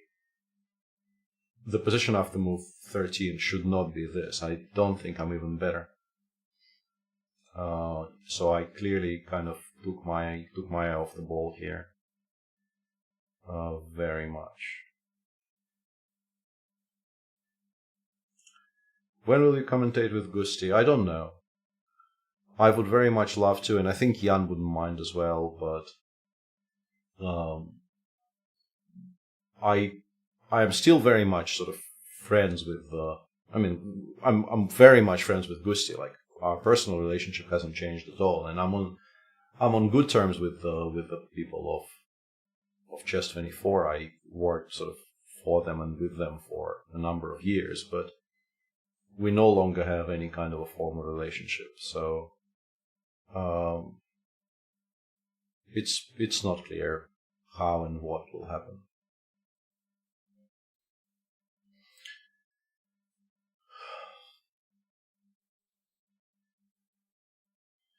I think we should start pushing on the king side here. I think my opponent spending, in particular, I think the sequence of knight g4, bishop g1, knight f6 was not great.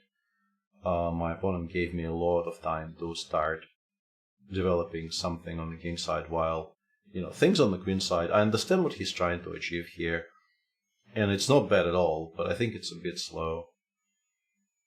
Despite all that, it's still not a very clear position, and I'm not entirely sure how to improve my position either. Maybe I should actually play a4 just to stop this push. Do you have any memories of winning World Under 18? Of course I do. It was one of the most, it was, at a certain point in my career, it was the most important tournament victory I had, and I remember it very, very vividly. I'm back home in St. Petersburg, yeah. I mentioned it on my streams, I think, but I can mention it here, I guess, as a kind of a sort of more formal apology. In the last round of the World Under 18s that I won in Szeged in 1994, I played against Josh Waitzkin, and I was black, and I think I led the field by half a point at that point, and also had a very good tiebreak. So it was pretty clear that, hang on a second, I was streaming without the top of my head for all this time and nobody told me. Because I actually moved the OBS window to a place on my screen where I couldn't see what I was streaming at all. So yeah, I was watching, I was playing Josh in the last round. With black, and draw would have given me, most likely I would get caught up by somebody, but my tie breaks were incredibly likely to be the best in the tournament, so I didn't really need to worry about that. And Josh, on the other hand, no, I think maybe we were tied for first. Actually, we were tied for first, and everybody else was half a point behind. But I had definitely better tiebreaks than Josh.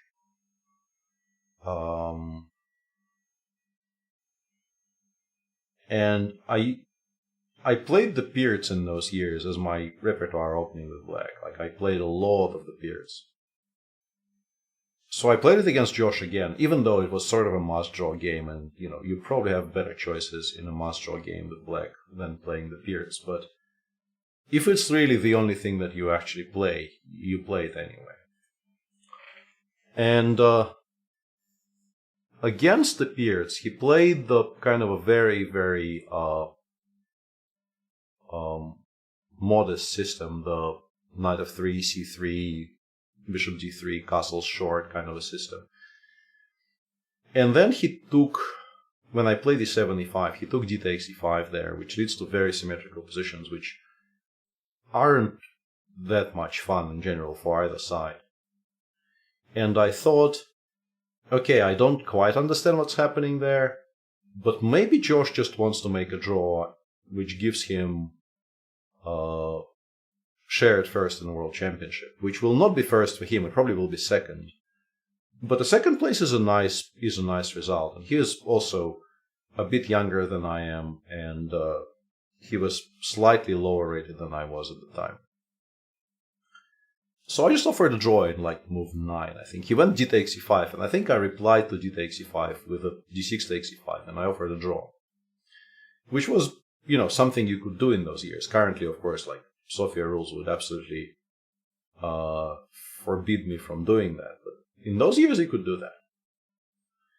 And Josh, without even thinking about it for like 3 seconds or anything, he just said no and continued playing, because he was, and I assume remains, a very ambitious young man. He wasn't satisfied with like tied for first. He wanted to become world champion, which I think is absolutely correct as well. Like, I think this is how you should be approaching that situation. I just did not know him well enough to be able to tell whether this is how he would approach it. I actually will take with the rook and then sacrifice this pawn on b2 for some kind of a very, very speculative attack here.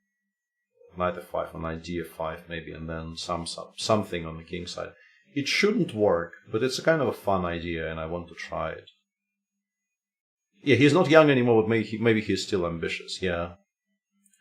Yeah, and people remarking that this is the strongest 600 ever. People, I assume, people playing the first game on the website might have kind of a weird ratings here. There really is no, we should not be immediately suspecting anything untoward. And also knight c4, rook e7, now I think I'm kind of winning. I think rook e8 was absolutely required, so I also could play knight e7 check. Rook e7 I think might be mate, or close to mate anyway. So back to my long and absolutely pointless story. And then the game continued, and I think I was maybe slightly worse at some point. I was 99, That wasn't actually 99, that was 97 pawn sack. I'm pretty sure it wasn't. 98 maybe. In 99 I lost like every single game in that tournament. Or maybe it was 99. Yeah, maybe you're right, yeah. It's not my fondest memory for sure, yeah. But anyway, let me actually finish the story because I want to finish it by apologizing to Josh publicly. But for that to happen, I actually need to finish the story today, not tomorrow. So the game continued, and I think at some point I was slightly worse, but then position became very, very unclear. And then Josh, in what seemed like a very, very safe position for him, allowed some kind of a really devious tactic, which suddenly made his position absolutely lost. He went from, I think he had a repetition, which was once again not really, by that point I knew he doesn't want a repetition, so that wasn't really an option that I was really very worried about. And he turned down a repetition, and suddenly I attacked something on his queen side. And to his shock, he realized there is no way to protect it because everything just suddenly falls apart. And he started thinking there, and he thought for quite a long time, made a move, which by this point, we both calculated everything, and we both knew that he was in trouble. So he made a move, and he offered me a draw, which was, in effect, offering me to become world champion, because I was pretty sure I had the best tiebreak in the tournament. And I was also, I've been in that spot in my later years, and I think I've taken those draws in my later years. In particular, I took a draw against Wesley once in the World Cup, where I was much more winning than I was against Josh in that game. But in 94, I was young and I was, ambitious and I believed in myself. And I was also a little bit annoyed that he declined my draw for move 9 and then offered me a draw later in the game, and his position declined. So not only did I not take the draw offer, I also looked at him and said something like, "Ha, that's interesting," before declining. Which I think is kind of a dickish thing to do. And I think I apologized to him during the closing ceremony already, but I would like to once again publicly say that that was a dickish thing to do, and I shouldn't have done it, and that was wrong of me.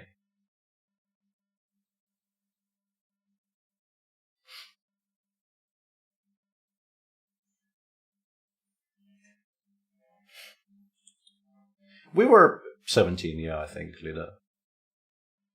People do stupid stuff when they're 17, but still, I still remember that, which, at least it tells me something, that I still very, very vividly remember the entire thing. It tells me that I'm, very seriously not proud of myself.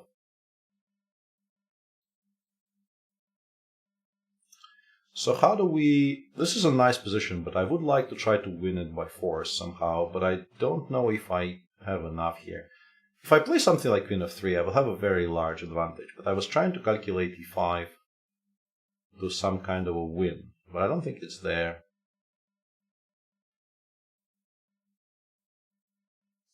I can also include a4, which is going to be extremely annoying to my opponent, but also probably not winning. I actually quite like this.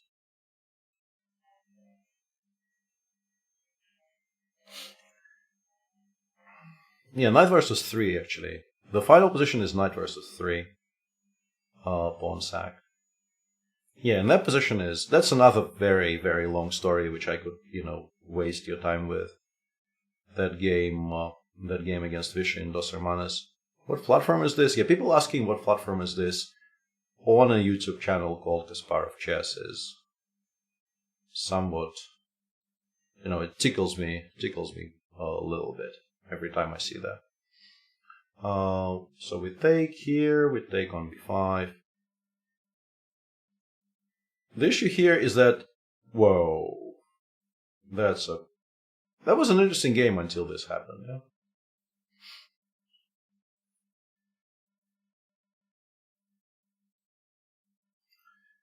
So the story about my game against Vishy, I'm not going to tell you the whole story. Like, there is a kind of a funny beginning to it, and a very, very sad end.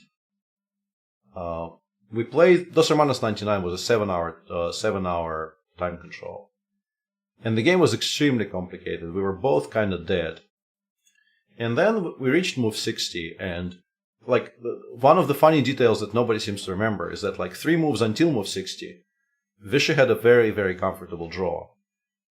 But then he thought the draw was so easy that he no longer really needs to think about anything. And he just made a couple of moves by autopilot, which were actually losing by that point. After a4, what am I playing after a4? Let's switch to a Scheveningen.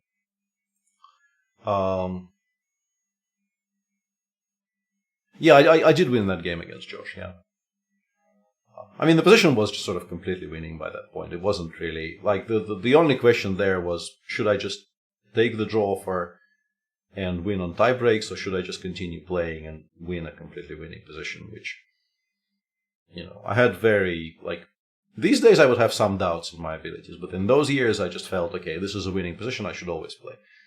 So yeah, that game against Vishy, and we came out of the time trouble, and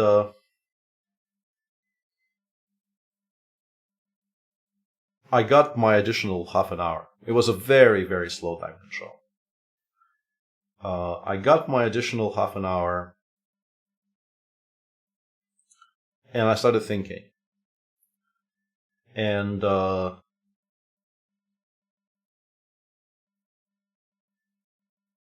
only way for me to play for a win there is it's a position where I have 3 pawns, all of them passers. One of them is on a7. And he has only 1 pawn. But that pawn obviously is far enough advanced that this is a really weird position. I would like to actually think about it for a second, but I also don't want to think in general, so it's kind of a conundrum. So basically, in order for me to win, I need to take his last pawn on d4. He goes knight b5 check and takes on a7. And my other 2 passers are all on the king side. So the natural thing to calculate in that position after king takes d4, knight b5 check is to go towards the pawn, like king e5 for instance.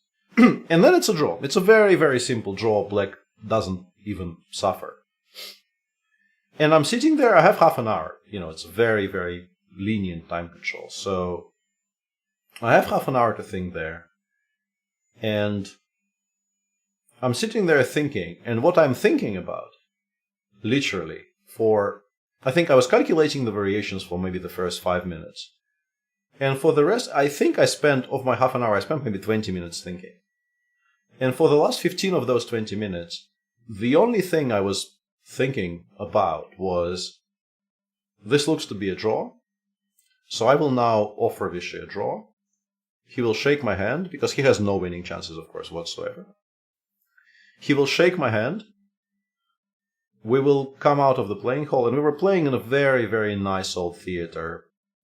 And By that point, it was like entirely empty, and everybody was in the foyer because there was also commentary going on in the foyer. So he will shake my hand. We will get out of this the playing area. We'll get to the foyer, and somebody will immediately run up to me and say, "You absolute moron! This position is like mate in 25 or something." And it was just such a completely formed nightmare in my mind that was literally the only thing I was thinking about. That I don't see why this isn't a draw, so I will now offer a draw because it's a very simple position, and if nothing wins, nothing wins. So I will offer a draw, and then somebody will immediately tell me that I'm an idiot. So I continued to calculate that seemingly only line that you can calculate in that position. I calculated it 20 times over and over and over again. And it continued coming out as a draw because it's a draw. And then eventually I kind of waved for Vishy to come to the board because he was walking around. He understands I want to recheck, but he also thought it was a draw. It's not like he realized what was happening. So I kind of waited for Vishy to come over, and I said I offer a draw. He immediately took my hand. We signed the score sheets, and we exited the playing area. I got to the foyer, and very nice Argentinian grandmaster Daniel Campora, who was doing live commentary for the tournament, he literally ran up to me, kind of screaming at me, "But Peter, this is mate in 22." And yeah, I did not enjoy that.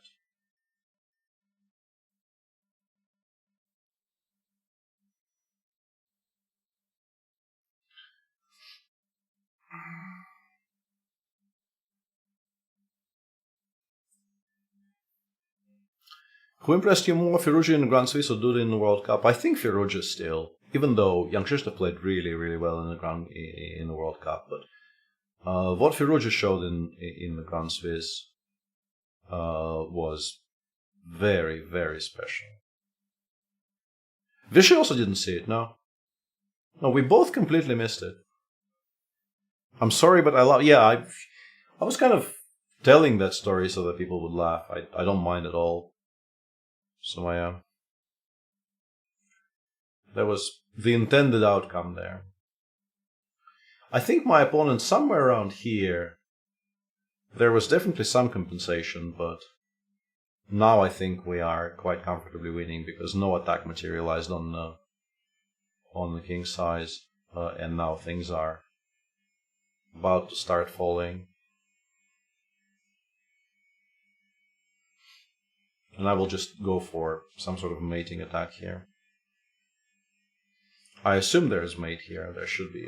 The king cannot go to this direction, and if king c1, I think rook c3 is mate in 5 or something.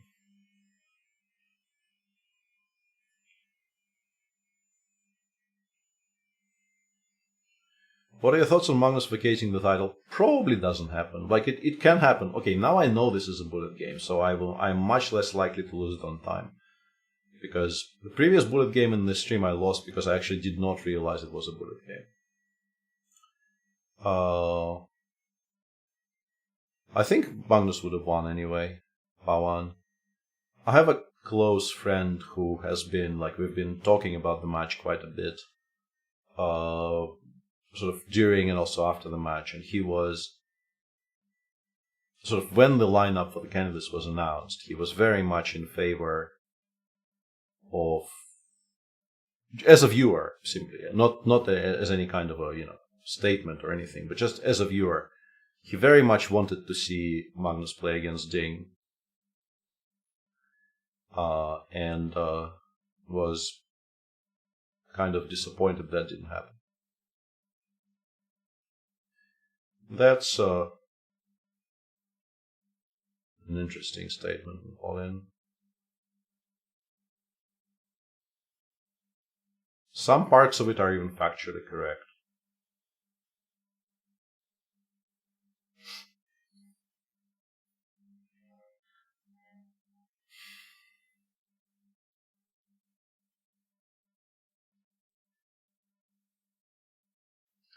I'm not sure this does very much, but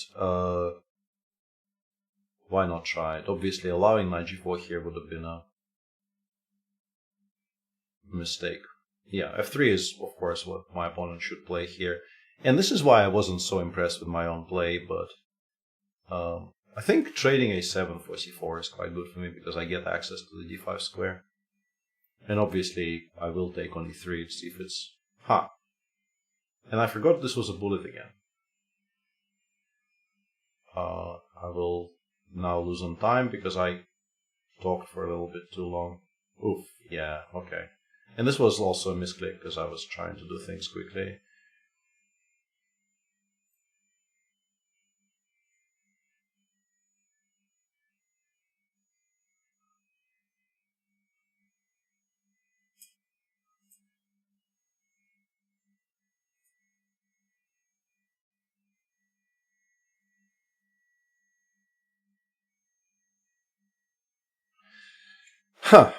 Yeah, I mean, I should actually kind of pay attention to the fact that I'm playing bullet when I'm playing bullet. Probably one last one, or maybe two, depending on the time control. And then we'll wrap it up. Where do you stand on the Dubo thing? I don't think he has done anything wrong necessarily, or at all, but it remains to be seen if that's a view shared by the people in charge of chess in Russia.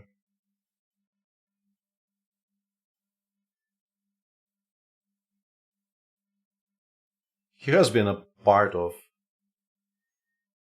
He will get banned eventually. Like, probably kind of about now, Napoleon, if you persist with that line of commentary.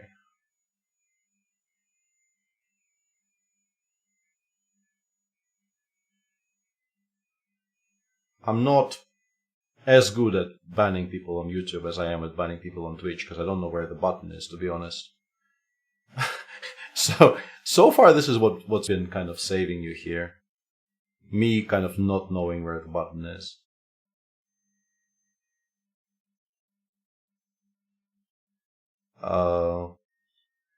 I'm using the thing which allows me to watch both chats, both Twitch and YouTube chat in one window, Magic Harkness. Trust me, you don't really need to know which line of commentary I'm referring to.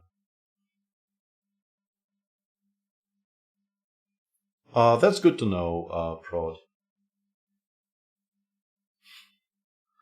Okay, let's see if I actually know where the button is.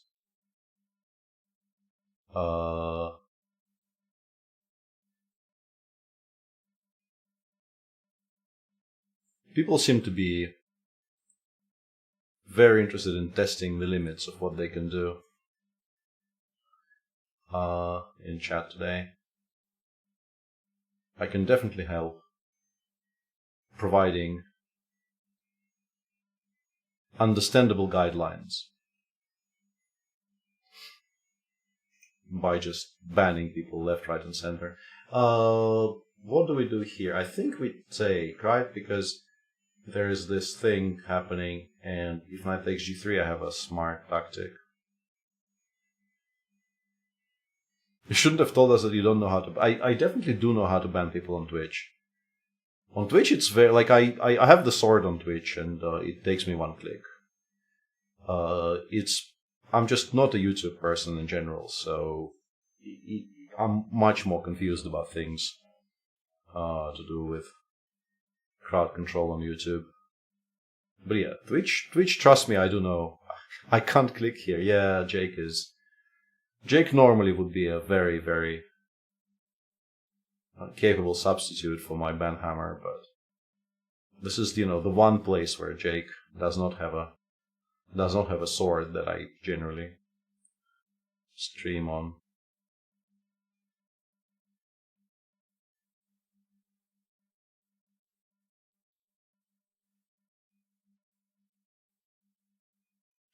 And the clever thing I was referring to, I think knight takes g3 was a much better try, but I think I can play knight c6 there.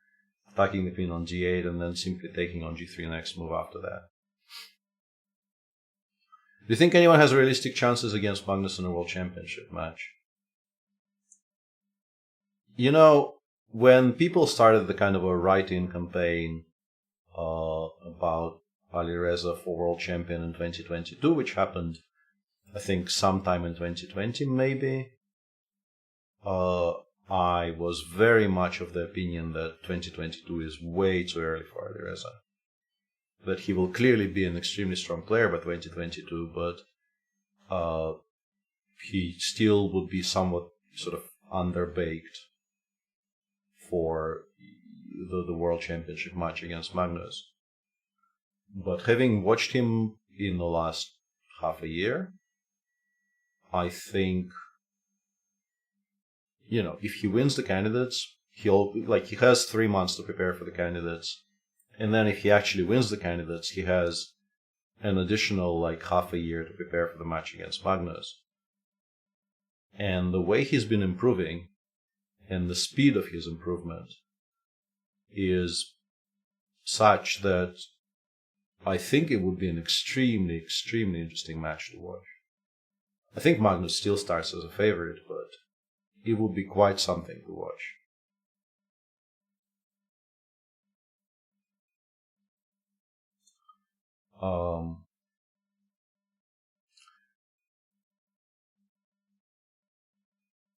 No, I think it's actually not even the scores that he makes. It's his ability. If we talk about Alireza Prod, it's his ability to generate fighting games out of any game.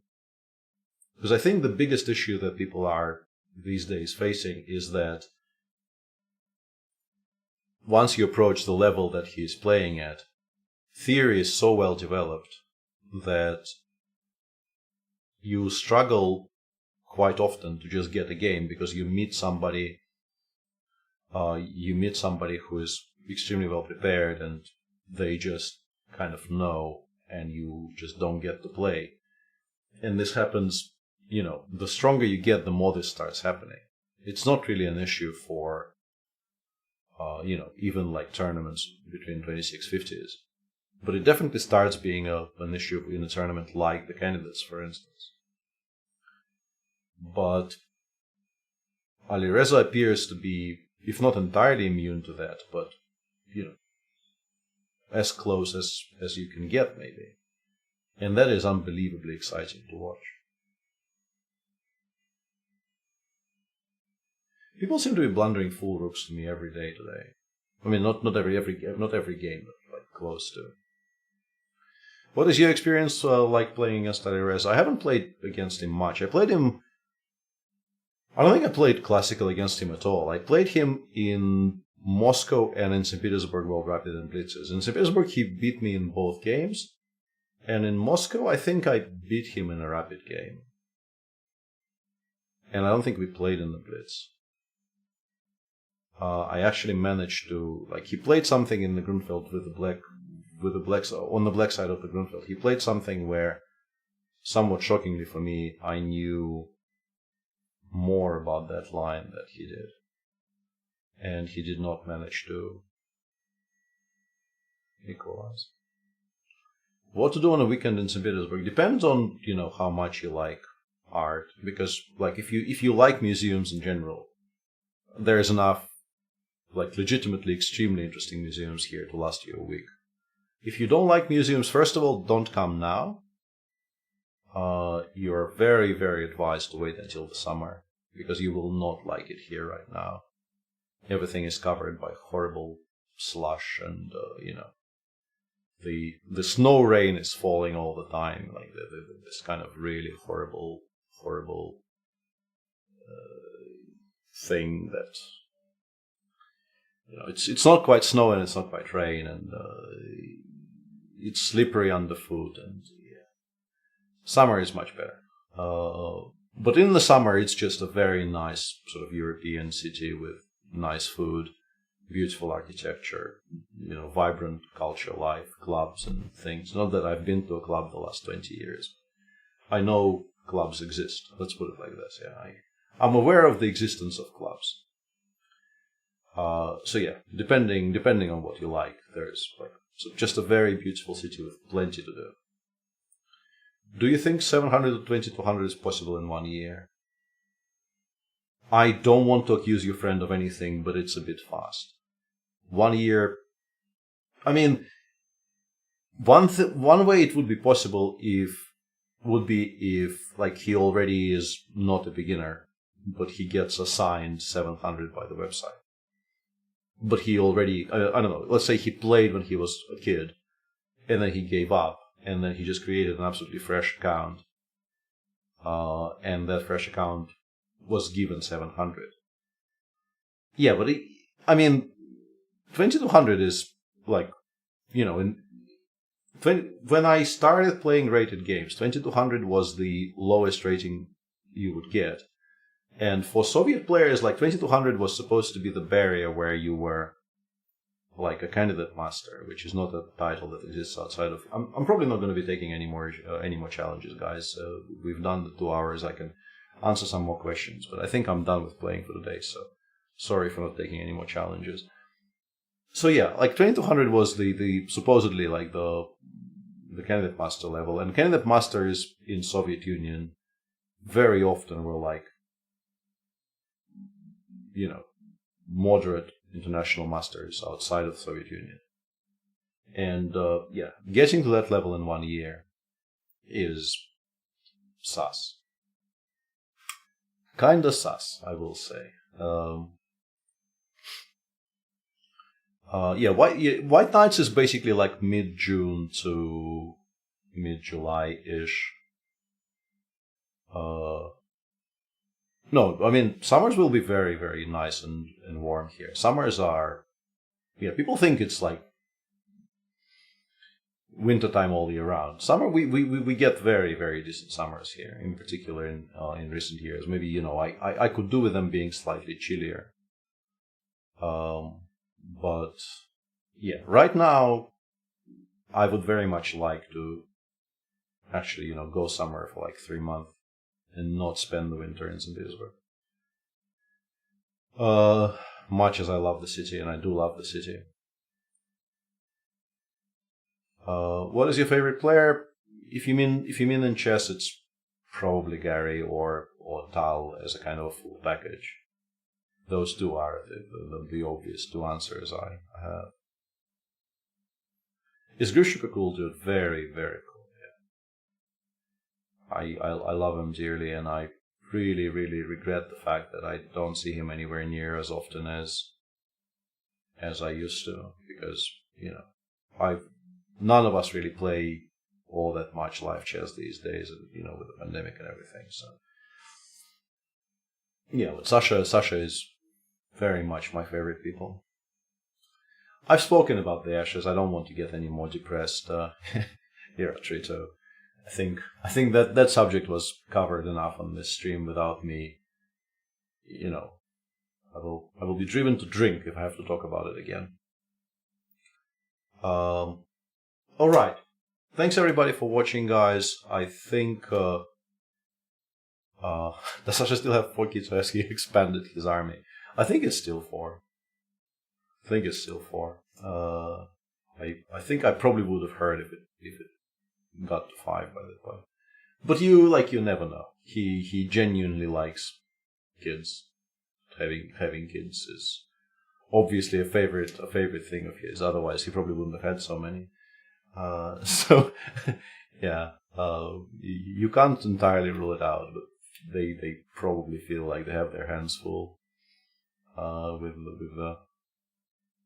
the ones they have already. Yeah, probably not going to be streaming on this channel until after the New Year's, because I have some deadlines I need to pay attention to right now, and then I have the World Rapid and Blitz. But it's always very cool to show the website for you guys, and to play with the viewers and the users on Kasparov Chess. Once again, if you're looking for a gift for somebody in your life who likes chess, currently there is a 2 for the price of 1 deal open on the website. If you get a pro membership for yourself, you will get a voucher which will allow you to gift a 1-year membership for anyone you like. So yeah, consider doing that. And yeah, there will be future streams, but probably not in 2021 anymore. Thanks everybody for being here. Cheers.